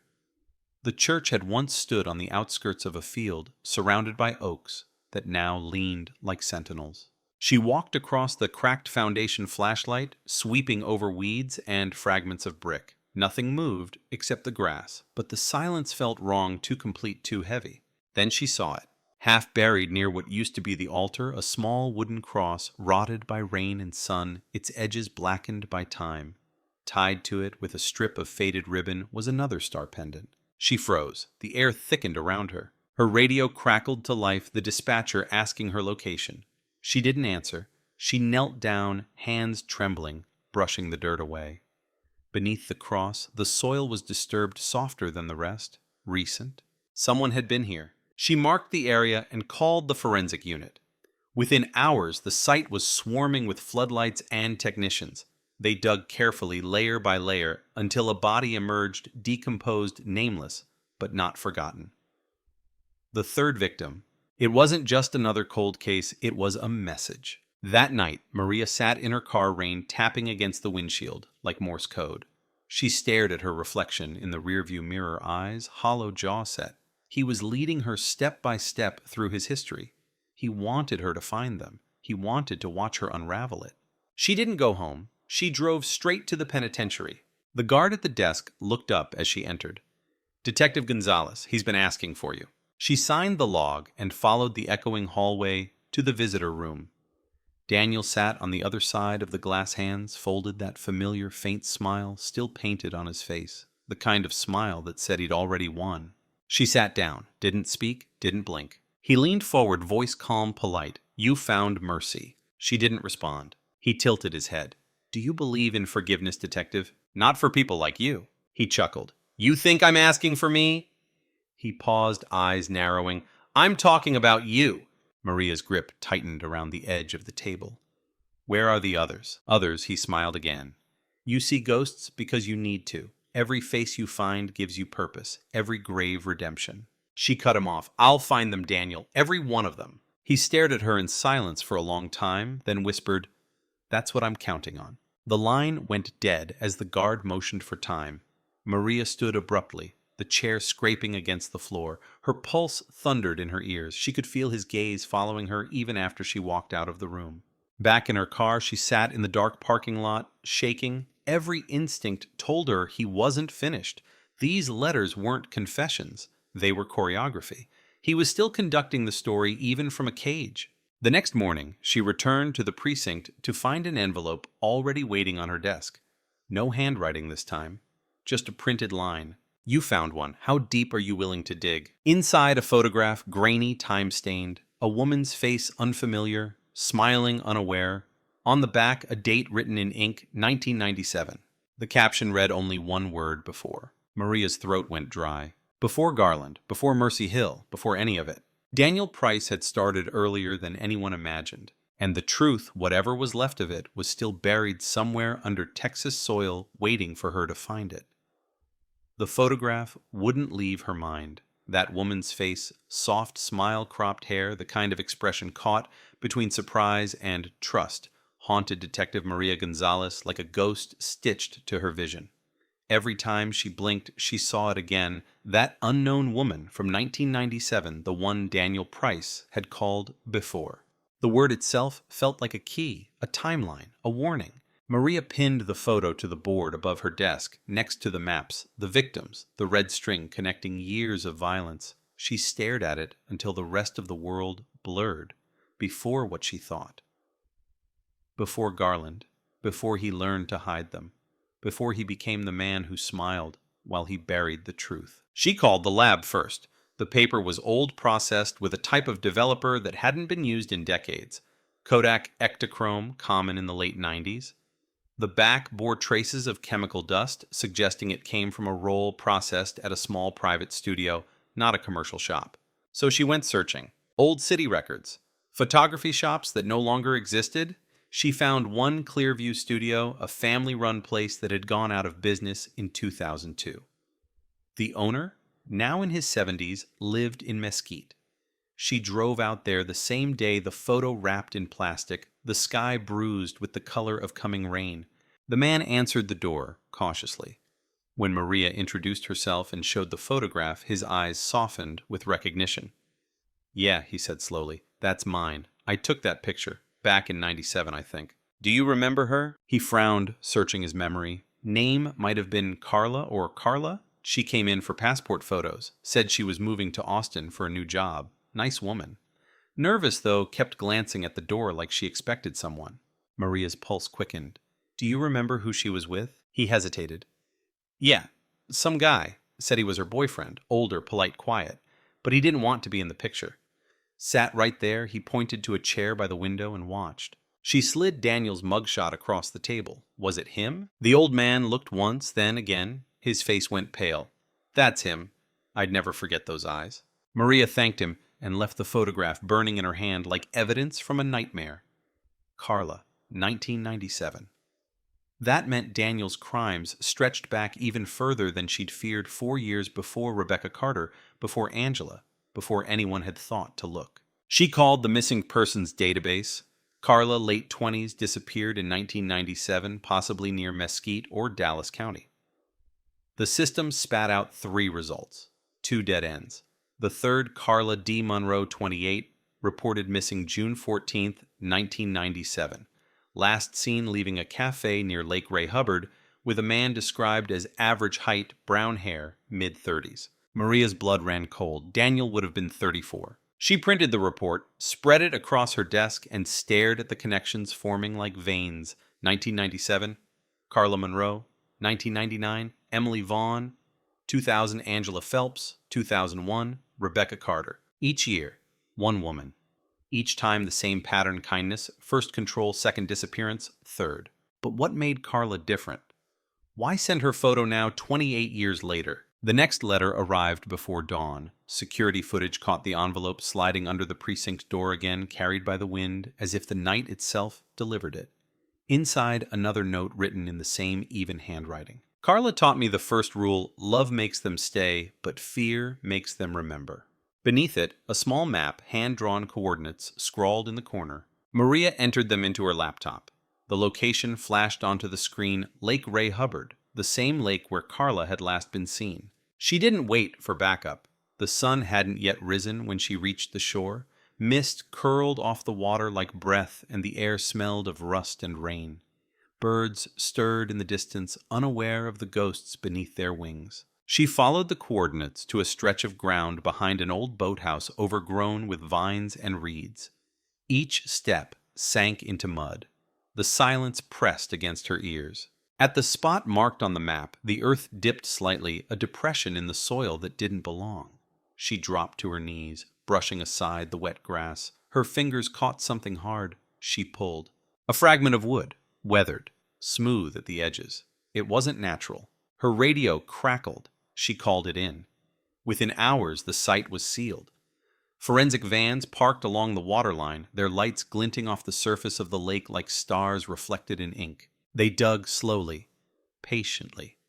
And as the first shards of bone surfaced, Maria stepped back, the wind catching her hair, the air sharp with the scent of wet earth and finality. When the coroner lifted the small pendant found near the remains, a broken silver star, Maria felt the world tilt. The same symbol again. The same mark Daniel had drawn at the bottom of every letter. The reporters descended that evening. Third body linked to Texas 2001 cold case. The headlines screamed across the state. The cameras came back, the anchors smiled grimly, and the town of Garland once again became the center of something it wished it could forget.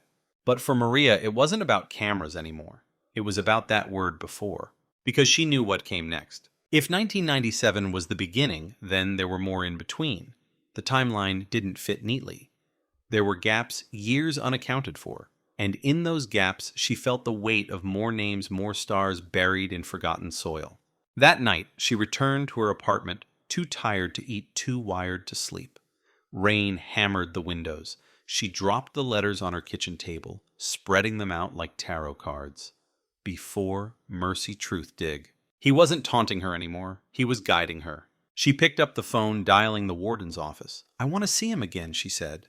The next day, she sat across from Daniel Price once more, glass between them, his eyes shining with something that looked too close to joy. "You found Carla," he said softly. Maria's voice was a whisper. "Why now?" He smiled. "Because now you're ready to see it." "See what?" He leaned closer, lowering his voice to a near murmur. "The pattern isn't mine, detective. It's ours." She froze. "What are you talking about?" Daniel tilted his head, his smile widening. "You think I buried them to hide them, but I buried them to preserve them. Because someone needed to remember. You and I were the same. We dig." The guard tapped on the glass, signaling time, but Maria couldn't move. His words slithered into her thoughts, cold and deliberate.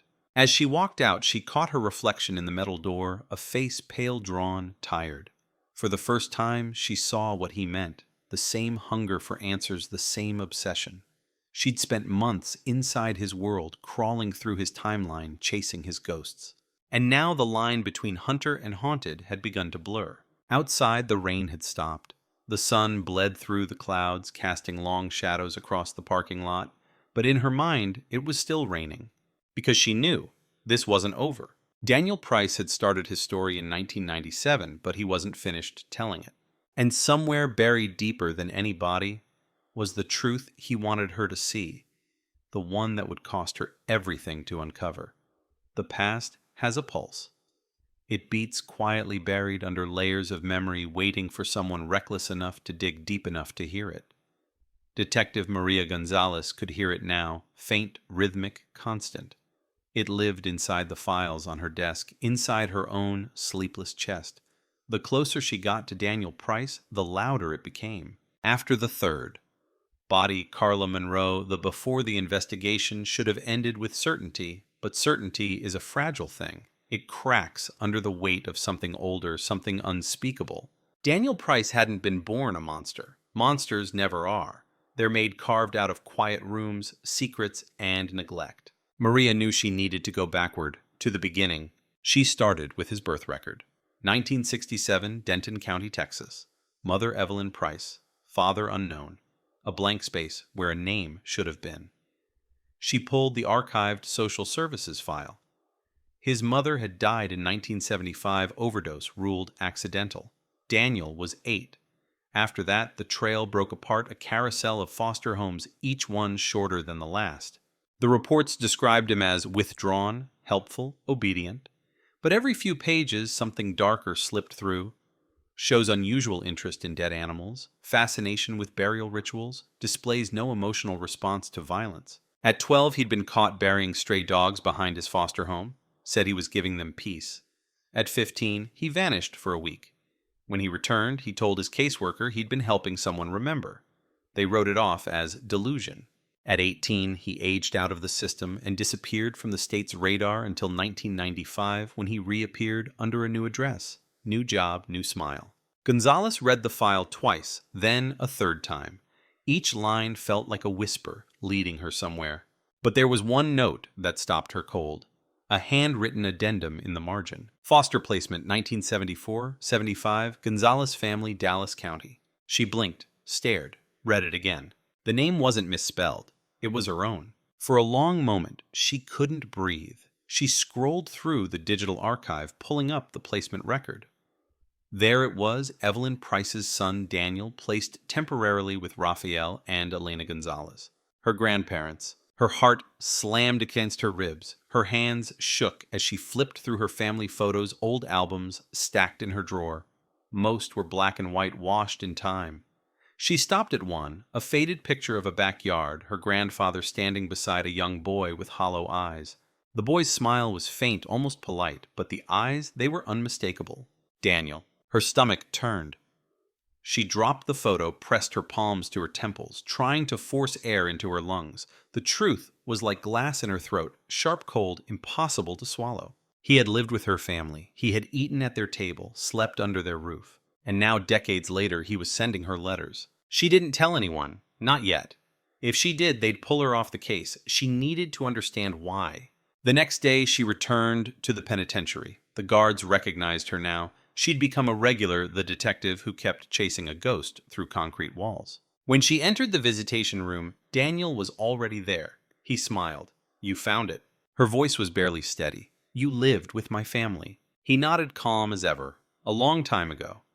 Your grandmother made arroz con leche. Sweetest I ever had. I used to watch you play in the yard." She froze. "You're lying." He tilted his head. "You were what?" 2, maybe 3. "You had this little red ball. You dropped it in the dirt once. Cried until your mother washed it. You don't remember, but I do." Her skin went cold. "Why me?" she asked quietly. His smile softened. "Because you're the only one who listens." He leaned closer to the glass. "You think this is about murder. It's not. It's about memory. We bury what hurts us, detective. Some of us just learn to dig faster." Maria stood abruptly. "You used my family." Daniel shrugged. "No, I learned from them. Learned what love looked like. Learned what it felt like when it left." The guard signaled her time was up, but she didn't move. "What do the stars mean?" she asked. For the first time, his expression changed. Something flickered: pride, sorrow, maybe both. "Every star is someone who tried to save me," he said softly. "They all failed. You won't." Her throat tightened. "You killed them. I preserved them," he whispered. "Because no one remembers the forgotten. But you do, Maria. You always did." He placed his hand flat against the glass. "Go home," he said. "Check under the tree." She backed away slowly, heart pounding. "What tree?" He smiled again, that same patient calm, the one that used to grow behind your grandmother's house. She drove straight there. The old house still stood on the edge of Dallas County, long sold to another family. The yard had changed, new fence, new paint, but the oak tree still towered in the back roots, sprawling deep into the soil. It was late, the sky bruised purple with dusk. She parked by the curb, grabbed a flashlight, and walked quietly through the gate. Every step felt heavier than the last. The bark was scarred, the trunk broad. She pressed her palm against it, the surface cold, rough, familiar. Then her light caught something near the base, a faint carving, shallow but deliberate, a small 5-pointed star. Her breath caught. She dropped to her knees, brushing away the dirt. The soil was soft, damp, too soft. She dug. Inch by inch, her hands trembled as the earth gave way until she hit something solid. A tin box, old rusted, sealed tight. She pried it open. Inside, wrapped in yellowed paper, lay a child's red rubber ball. Her red ball. And beneath it, a photograph. Her grandmother smiling, holding a small boy in her arms. Daniel, 8 years old, eyes hollow even then. Written on the back in a child's shaky handwriting, she promised she'd never leave me. Maria sat frozen, the air gone from her lungs. The stars above blurred through her tears. Daniel hadn't chosen her by accident. He'd chosen her because she was part of his beginning. The next morning, she returned to the precinct. She didn't speak for a long time, just stared at the map, the photos, the stars she'd pinned. They weren't just markers anymore. They were a trail, his life, her past converging. And as she looked closer, she noticed something she'd missed before. The coordinates of every burial site: Mercy Hill, Maple Drive. Lake Ray Hubbard formed a rough shape when plotted together. A 5-pointed star, the same symbol carved on the oak tree, the same one on every letter, the same one that tied their lives together. That night, a final letter arrived. It was brief, written in the same neat hand. "You've almost finished the map, but the last star belongs to you." Maria dropped the paper. The air around her seemed to collapse. Because she suddenly understood what he meant. He wasn't leading her to the next body. He was leading her to hers. The night felt wrong, too still, too clean, the kind of silence that comes before something breaks. Detective Maria Gonzalez sat in her car outside the penitentiary, engine idling, headlights off. The letter lay open on the passenger seat. "The last star belongs to you." She'd read those words so many times, they no longer sounded like language. They pulsed, like heartbeat, like prophecy. She shouldn't have come. Every rational instinct screamed that this was what he wanted: one last meeting, one last performance. But she couldn't stay away. Not when he'd carved his story into hers. not when her own childhood had been hiding in his shadow all along. She entered the prison just after midnight. Rain fell hard against the concrete walls, wind moaning through the narrow gaps of the corridor. The guard at the front desk looked up, startled. "Detective, it's past hours. I know," she said, voice flat. "He asked for me." The man hesitated, then nodded slowly. "He's been awake all night. Didn't eat. Just sat there, staring at the wall." "Open the room," she said. The door clicked shut behind her. Daniel sat at the table, wrists cuffed, eyes bright in the dim light. He looked older now, thinner, but something in him still radiated control, a predator disguised as a preacher. "I was beginning to think you wouldn't come," he said softly. Maria dropped the letter on the table between them. "What does it mean?" He smiled faintly. "It means we've come full circle." She leaned forward. "No riddles, Daniel. The last star, what is it?" He didn't answer right away. Instead, he looked past her at the small square window behind her shoulder, where the rain streaked down like silver veins. "You know," he said finally, "when I was a boy, your grandmother used to read me stories about heaven, about how every soul becomes a star when it's remembered. She said, when people forget you, the light goes out. I didn't want to go dark." Maria's chest tightened. "That's what this is. You murdering women so you won't be forgotten." His voice lowered. "Not murdered, preserved. Each one a memory that never fades. And now," he smiled, "so are you." She froze. "What did you do?" Daniel leaned forward, chains clinking softly. "Do you remember your grandmother's garden? The old shed behind the oak tree?" Her pulse quickened. "Yes, there's something buried there," he said. "Something you left behind." She slammed her hand on the table. "Stop. Enough." But he didn't flinch. His eyes burned brighter. "You think you're the hunter, but you've always been my witness. You and I have been writing the same story from the start. The only difference is I knew the ending." She stood pacing. Her hands trembled, her mind racing through the possibilities. The shed, the oak, the old property, the tin box she'd already found, the carving.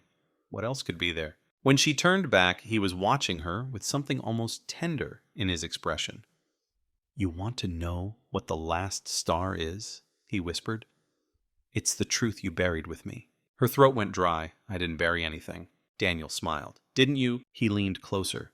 Voice barely audible now. "You found your red ball, didn't you? You found the box, but you didn't look under it." Maria felt the room tilt.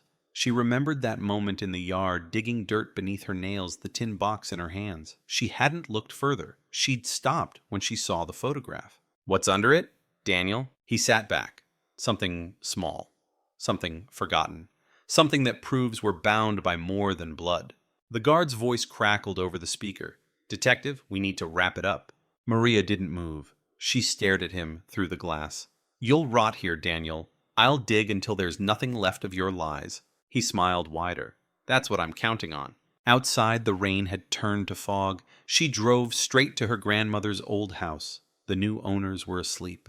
She didn't care. She climbed the fence, flashlight in hand, mud soaking through her shoes. The shed leaned slightly half-collapsed, the roof sagging. The oak tree loomed overhead, its roots tangled like veins beneath the soil. Her flashlight cut across the ground, the faint scar of her earlier dig, still damp, still open.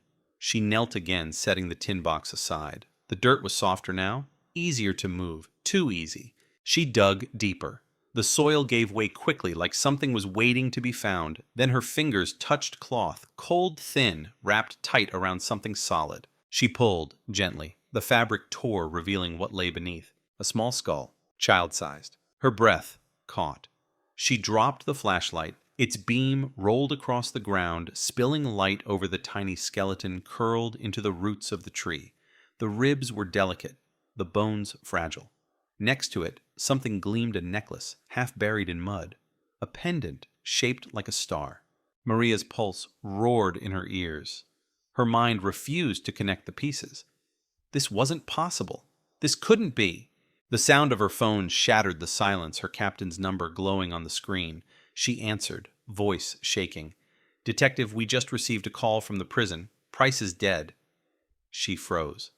"What?" "They found him in his cell 20 minutes ago. No sign of struggle."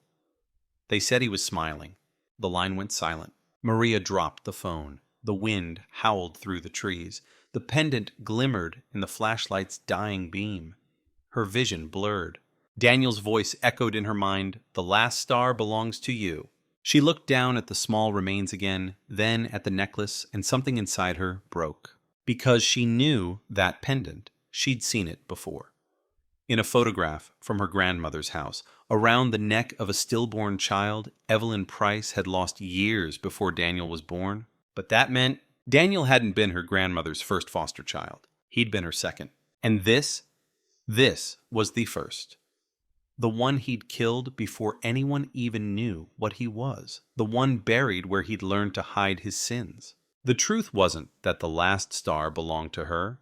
It was that she'd been standing in its shadow her whole life. By dawn, the site was sealed. The media swarmed again. Headlines screamed, "Detective finds new remains tied to Texas cold case killer." But Maria didn't stay to give statements. She sat in her car, hands trembling, staring at the rising sun. Somewhere between justice and obsession, she'd lost the line. Daniel Price was gone, but his story wasn't. It lived in the dirt, in the silence, in the ghosts he'd left her to carry. As she looked out across the field, light breaking through fog, she realized something chilling. 5 victims, 5 stars, 5 graves, and now one detective who could never stop digging. Because in the end, Daniel had been right about one thing: the ground never gives up all its secrets. It just waits for someone willing to bleed to find them. The sun rose slow and blood orange over Garland, staining the streets in the color of aftermath. Reporters clustered along Maple Drive, microphones pointed toward the crime scene tape that now circled Maria Gonzalez's childhood. The words detective and killer shared the same breath on the morning news. Inside the precinct, Maria sat beneath the hum of the fluorescent's coat. Still damp soil, still under her nails. She'd refused to go home. Home didn't exist anymore. The captain stood in the doorway, a man who'd seen too much, but never this. "They're calling it the 5th star?" he said quietly. "Press wants a statement." Maria didn't look up. "Tell them the case is closed," he hesitated. "Is it?" Her silence was answer enough. The forensic report lay open in front of her, remains confirmed to be an infant female approximately 1 year old, buried more than 40 years. The pendant matched the ones recovered from Daniel Price's victims. The file listed a mother's name scrawled on the hospital birth log, Evelyn Price. That meant Daniel had buried his own sister. Maria pressed her palms against her eyes until she saw stars. Everything led back to him. Every woman, every grave, every letter, all orbiting around that first death. But what twisted her stomach most was the way he'd made her part of it, folding her family into his pattern like a closing hand. A knock at the door pulled her back. The evidence tech entered, clutching an envelope, sealed in prison-issue tape. "Came in last night," he said, postmarked before he died. Maria opened it slowly. Inside, one photograph and a note. The picture showed a wall, concrete gray, unremarkable except for a shape drawn in something dark and smeared. A 5-pointed star. Beneath it, written in Daniel's hand. We remember the same way now. No explanation, no signature, just those words. She slammed the file shut. "Get me the warden," she said. At the penitentiary, the smell of bleach hung heavy in the corridor. Daniel Price's cell was stripped bare, mattress removed, walls scrubbed until they gleamed. The warden handed her a small bag of personal effects, a Bible, a cheap ballpoint pen, and a spiral notebook filled with sketches.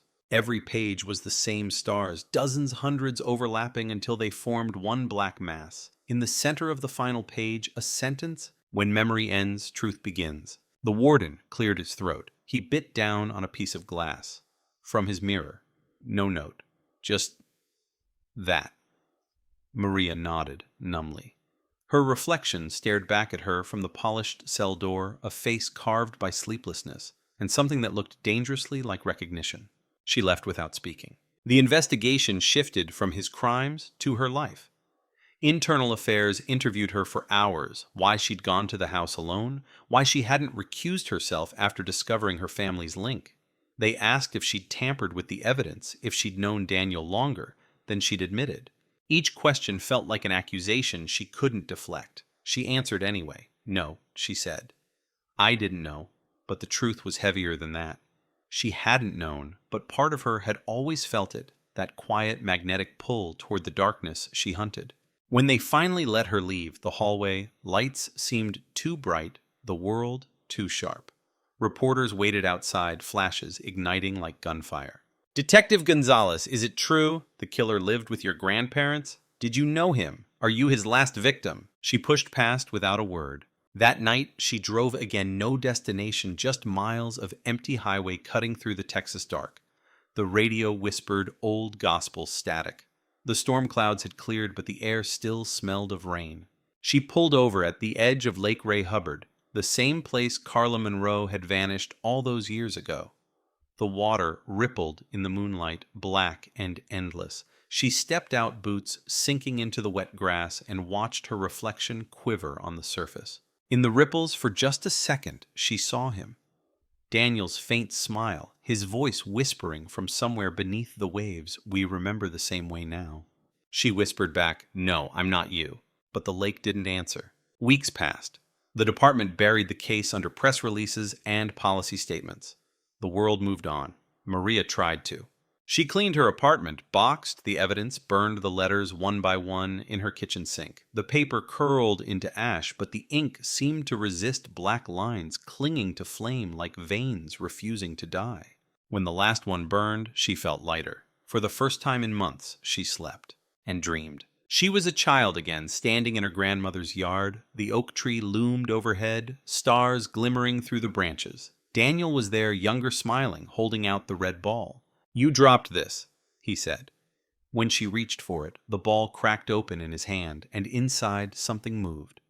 Something breathing, something alive. She woke up gasping, the echo of his voice still in her ears. Morning light spilled through the blinds. Her phone buzzed, unknown number. She hesitated, then answered.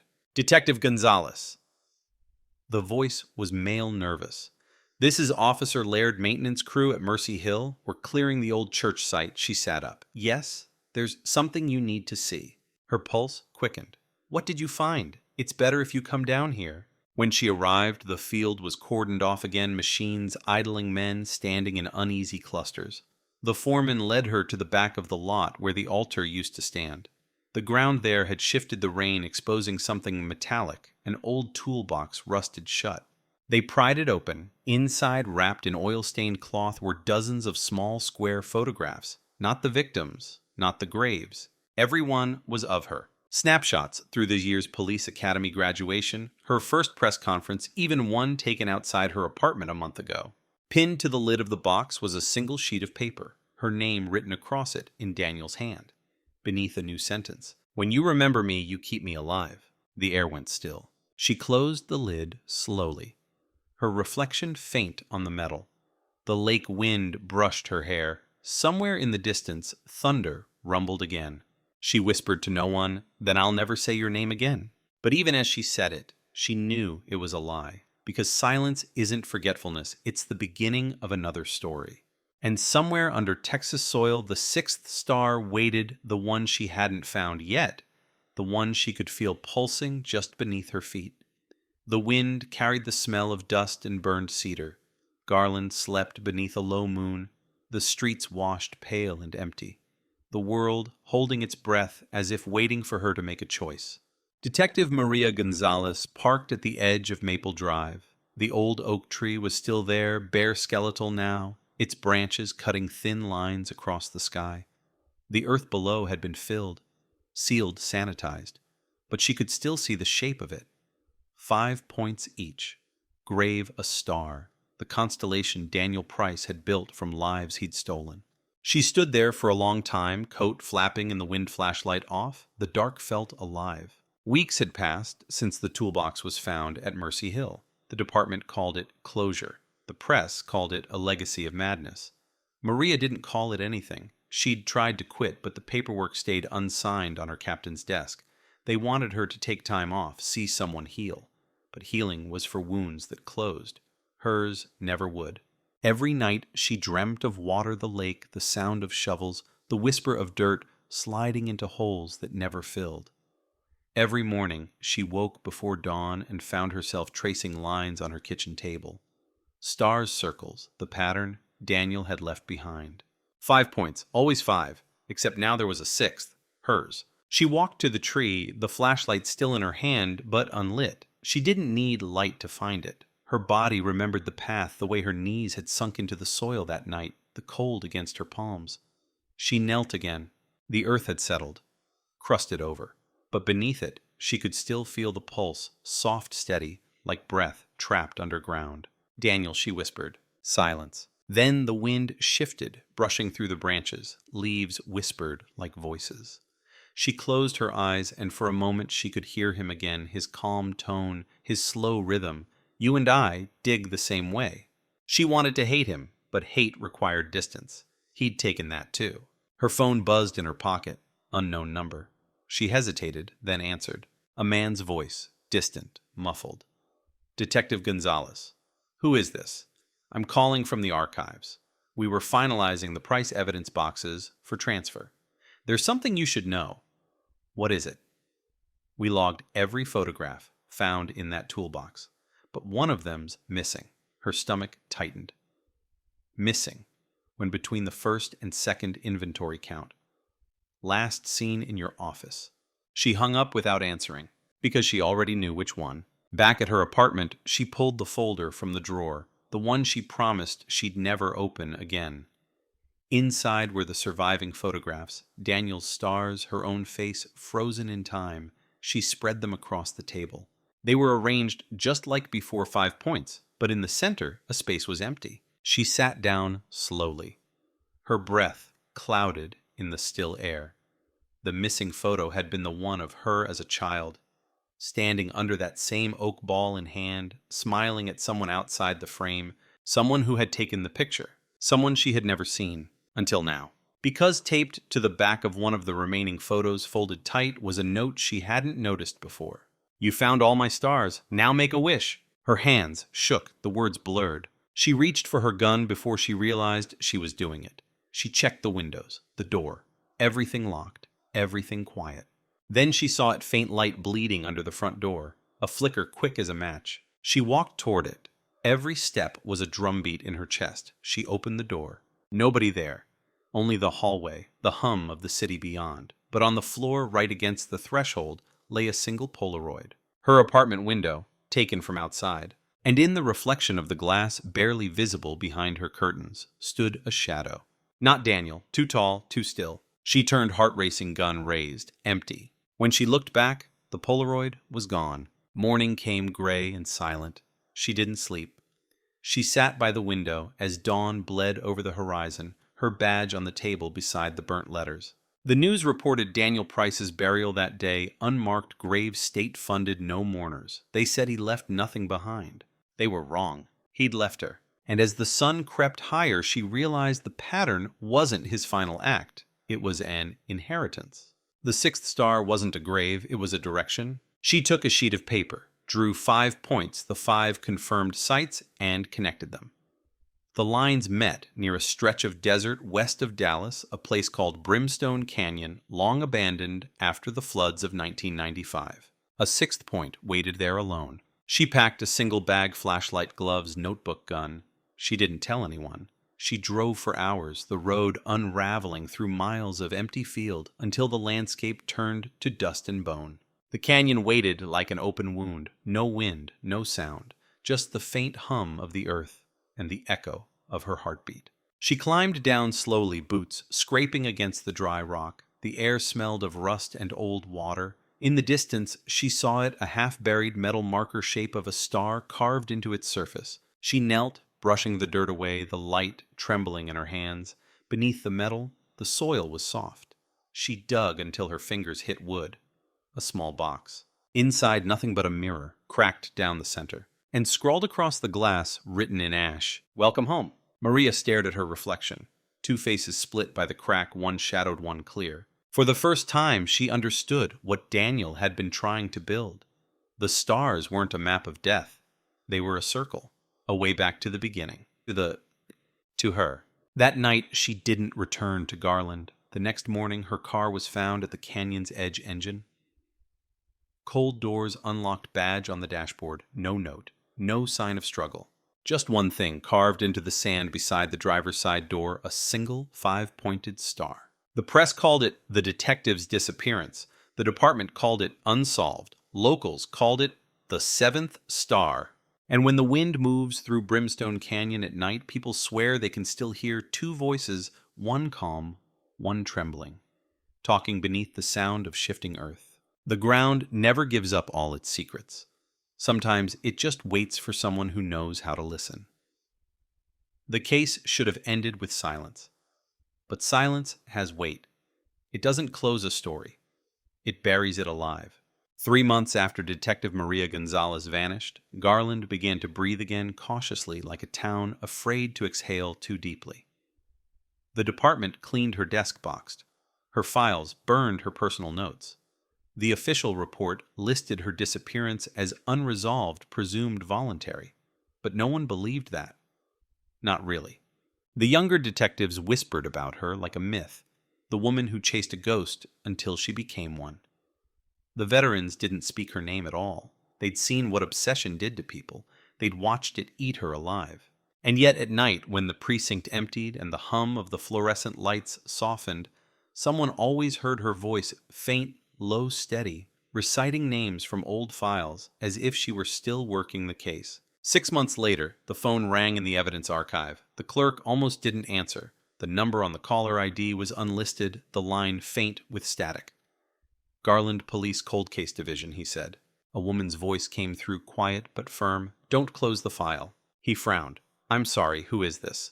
But the line had already gone dead. He replayed the voicemail later, hoping to identify it. The system registered no number, no signal origin, but the voice print, it matched Detective Maria Gonzalez. Weeks passed before anything else happened. Then, one morning, the janitor unlocked the side entrance of the precinct and stopped.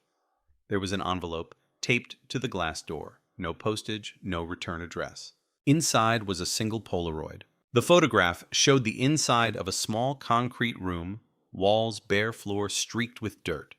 In the center, a circle drawn in ash, and within it, something that looked like a badge. Maria's badge. Across the bottom of the picture, scrawled in mud, were 3 words. She's still digging.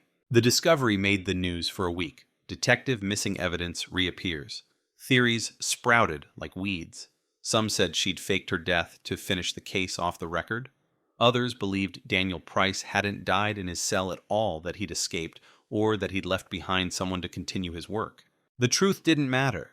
It was the uncertainty that haunted people, because once a story like that seeps into a town, it becomes part of its blood.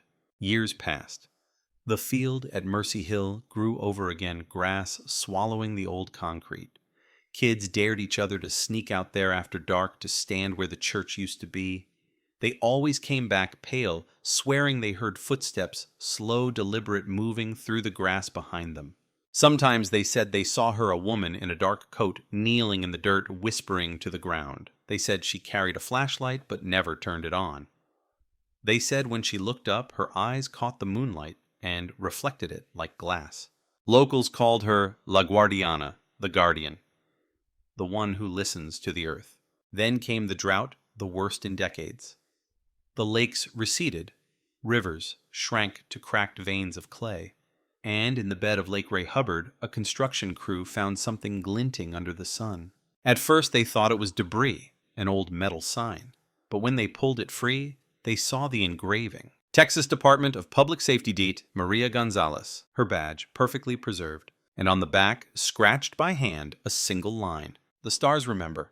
The state reopened the case. Drones scanned the area. Divers combed the lake. Nothing else was found. No bones, no trace, just that badge. But the strangest thing was the soil report under the lake bed. The sediment showed evidence of disturbance. Not from machinery, not from erosion, from digging, recent digging. When investigators lowered cameras into the crevices of the dry lake floor, they found the same symbol burned into the rock, 5 points, 1 circle, a star, and beside it a single word carved in deep: home. That night, thunder rolled across Garland for the first time in months. The drought broke. Rain fell hard, soaking the streets, flooding the old lots where Mercy Hill once stood. Lightning struck the oak tree behind the Gonzalez house, splitting it in half. The next morning, when the storm cleared, the neighbors saw something strange. The dirt around the roots had been disturbed, freshly turned, and at the center of the crater, half buried in mud, lay a single red rubber ball. No one knew what it meant. The press called it coincidence. The department called it weather. But those who remembered the old ones, the ones who still whispered about the cold case that never died, said it was her, that she'd found what she'd been looking for, that the ground had finally answered. At dusk, the sky over Garland glowed with the color of rust and memory. And if you stood on Maple Drive under the last standing lamppost and looked toward the horizon, you could see them, 6 faint points of light forming a star too perfect to be chance. 5 for the dead, 1 for the missing. They say the 7th flickers sometimes just once, then disappears. And when it does, the wind carries a voice low and steady. Keep digging. End of case file. Texas, 2001. Cold case. Status unsolved. Archive. Reference the 7th star. The file should have stayed buried, but the dead have a way of speaking through cracks, and Garland had never really stopped listening. 2 years after the last storm, the Texas Cold Case Unit reopened. Archive hash 773, better known as the Gonzalez investigation. It wasn't supposed to happen. The paperwork had been sealed, the evidence logged, the case labeled as psychological contamination. But something new had surfaced, a report from a geologist working along Brimstone Canyon. He'd found something unusual embedded in a fault line exposed by erosion. A small metal object, stamped with a serial number DPS 7781122. The tag matched a piece of evidence signed out by Detective Maria Gonzalez in her final week alive, a field microphone, the one she used to record interviews. The techs played the recovered tape in a secure lab. The sound was warped, heavy with static and wind. For the first minute, nothing but the hiss of air. Then a faint voice emerged, Maria's. Recording from Brimstone Canyon. Timestamp unknown. I found the marker. He was right. It's not a grave. It's a door. Silence, then footsteps on gravel. The soil here isn't natural. It's been moved layered. He mapped it all. He built this pattern from memory. He said the stars were people who remembered him, but that's not what they are. They're locks. Each one opens something bigger. The sound of metal scraping. A breath. And then her voice again, shaking this time. There's something underneath. Not wood. Not stone. Metal. Old. It's humming. Then the tape cut to a low vibrating noise, mechanical, rhythmic, almost like breathing. The last words she said were barely audible. It's hollow underneath us. Then static. No scream, no impact, no end. The state shut down the playback after that. Too many questions, too much noise, but someone leaked a copy to a reporter from the Dallas Tribune. The story ran 3 days later under the headline, The 7th Star Tape from the Dead Detective. It went viral overnight. Podcasters, ghost hunters, armchair sleuths, everyone wanted a piece of the legend. They replayed the audio, slowed it down, filtered it. Some swore they could hear another voice under the static. Daniel's voice, whispering, keep digging. Others heard something deeper. Not a voice at all, but the sound of earth shifting like something waking up. Garland tried to move on, but the story wouldn't die. Tourists began visiting Brimstone Canyon, taking selfies where Maria's car had been found. People left candles, photos, tiny metal stars etched with the names of the dead. One evening, a teenager live streaming from the site found something half buried near the canyon's base, a rusted police badge, not Maria's, another. The inscription read, T. Monroe, Assistant Investigator, 1997. Carla Monroe's sister. She'd vanished that same year. Her name had never been tied to the case until now. The discovery tore the old wound open again. If Maria's badge was found in the lake and Carla's in the canyon, what connected them? A retired profiler named Jeb Carter, Rebecca's uncle, began reanalyzing the evidence privately. He mapped the new coordinates, added the latest discoveries. The stars still formed the same shape, but now they aligned differently, pointing toward a line that ran clean across the state, from Garland to El Paso. The line cut through 6 old burial grounds, one of which had recently been exposed by flood damage. At its end, a remote tract of desert land registered under an old alias E. Price Holdings. Evelyn Price. Daniel's mother. Carter drove out there himself, ignoring the warnings. He recorded everything. The footage showed him parking near a cluster of dead mesquite trees, the wind howling. His camera panned over mounds of disturbed dirt, small crosses hammered into the ground, each one carved with a single star. He counted 27. When he reached the last one, he stopped. There, nailed to the cross, was a photograph of a woman, black and white, faded, smiling faintly at the camera. Detective Maria Gonzalez. The video ended abruptly. Carter never made it home. His truck was found 2 miles from the sight engine still running headlights on. Inside, his camera was gone. Only one note remained on the passenger seat. She's listening again. Authorities sealed the property within a week. Federal jurisdiction, no statements, no comment. Locals said they saw black trucks in the night, men digging under floodlights, hauling something out in covered containers. When the storm passed and the site reopened, there was nothing left, no crosses, no soil, no trace. Just one carving in the rock, a single word. Remember. Today, the Garland Police Department's official stance is that the Texas 2001 cold case ended with the death of Daniel Price. But off the record, the new detectives talk about a second case file hidden from public record, one with no number, no title, no ending. They call it the Gonzalez pattern. It's said that sometimes, when the night is clear enough, satellites passing over Texas pick up a formation of lights in the desert. 6 faint points that flare and fade in sequence, always in the same order. 5 for the victims, 1 for her. And sometimes a 7th flickers on the horizon for just a moment before vanishing into the dark. That's when the radios in the cold case unit crackle with interference and every tape recorder in the archive clicks on by itself. All of them whisper the same 2 words over and over in a voice almost too faint to recognize, but unmistakable to anyone who's ever heard it before. Keep digging.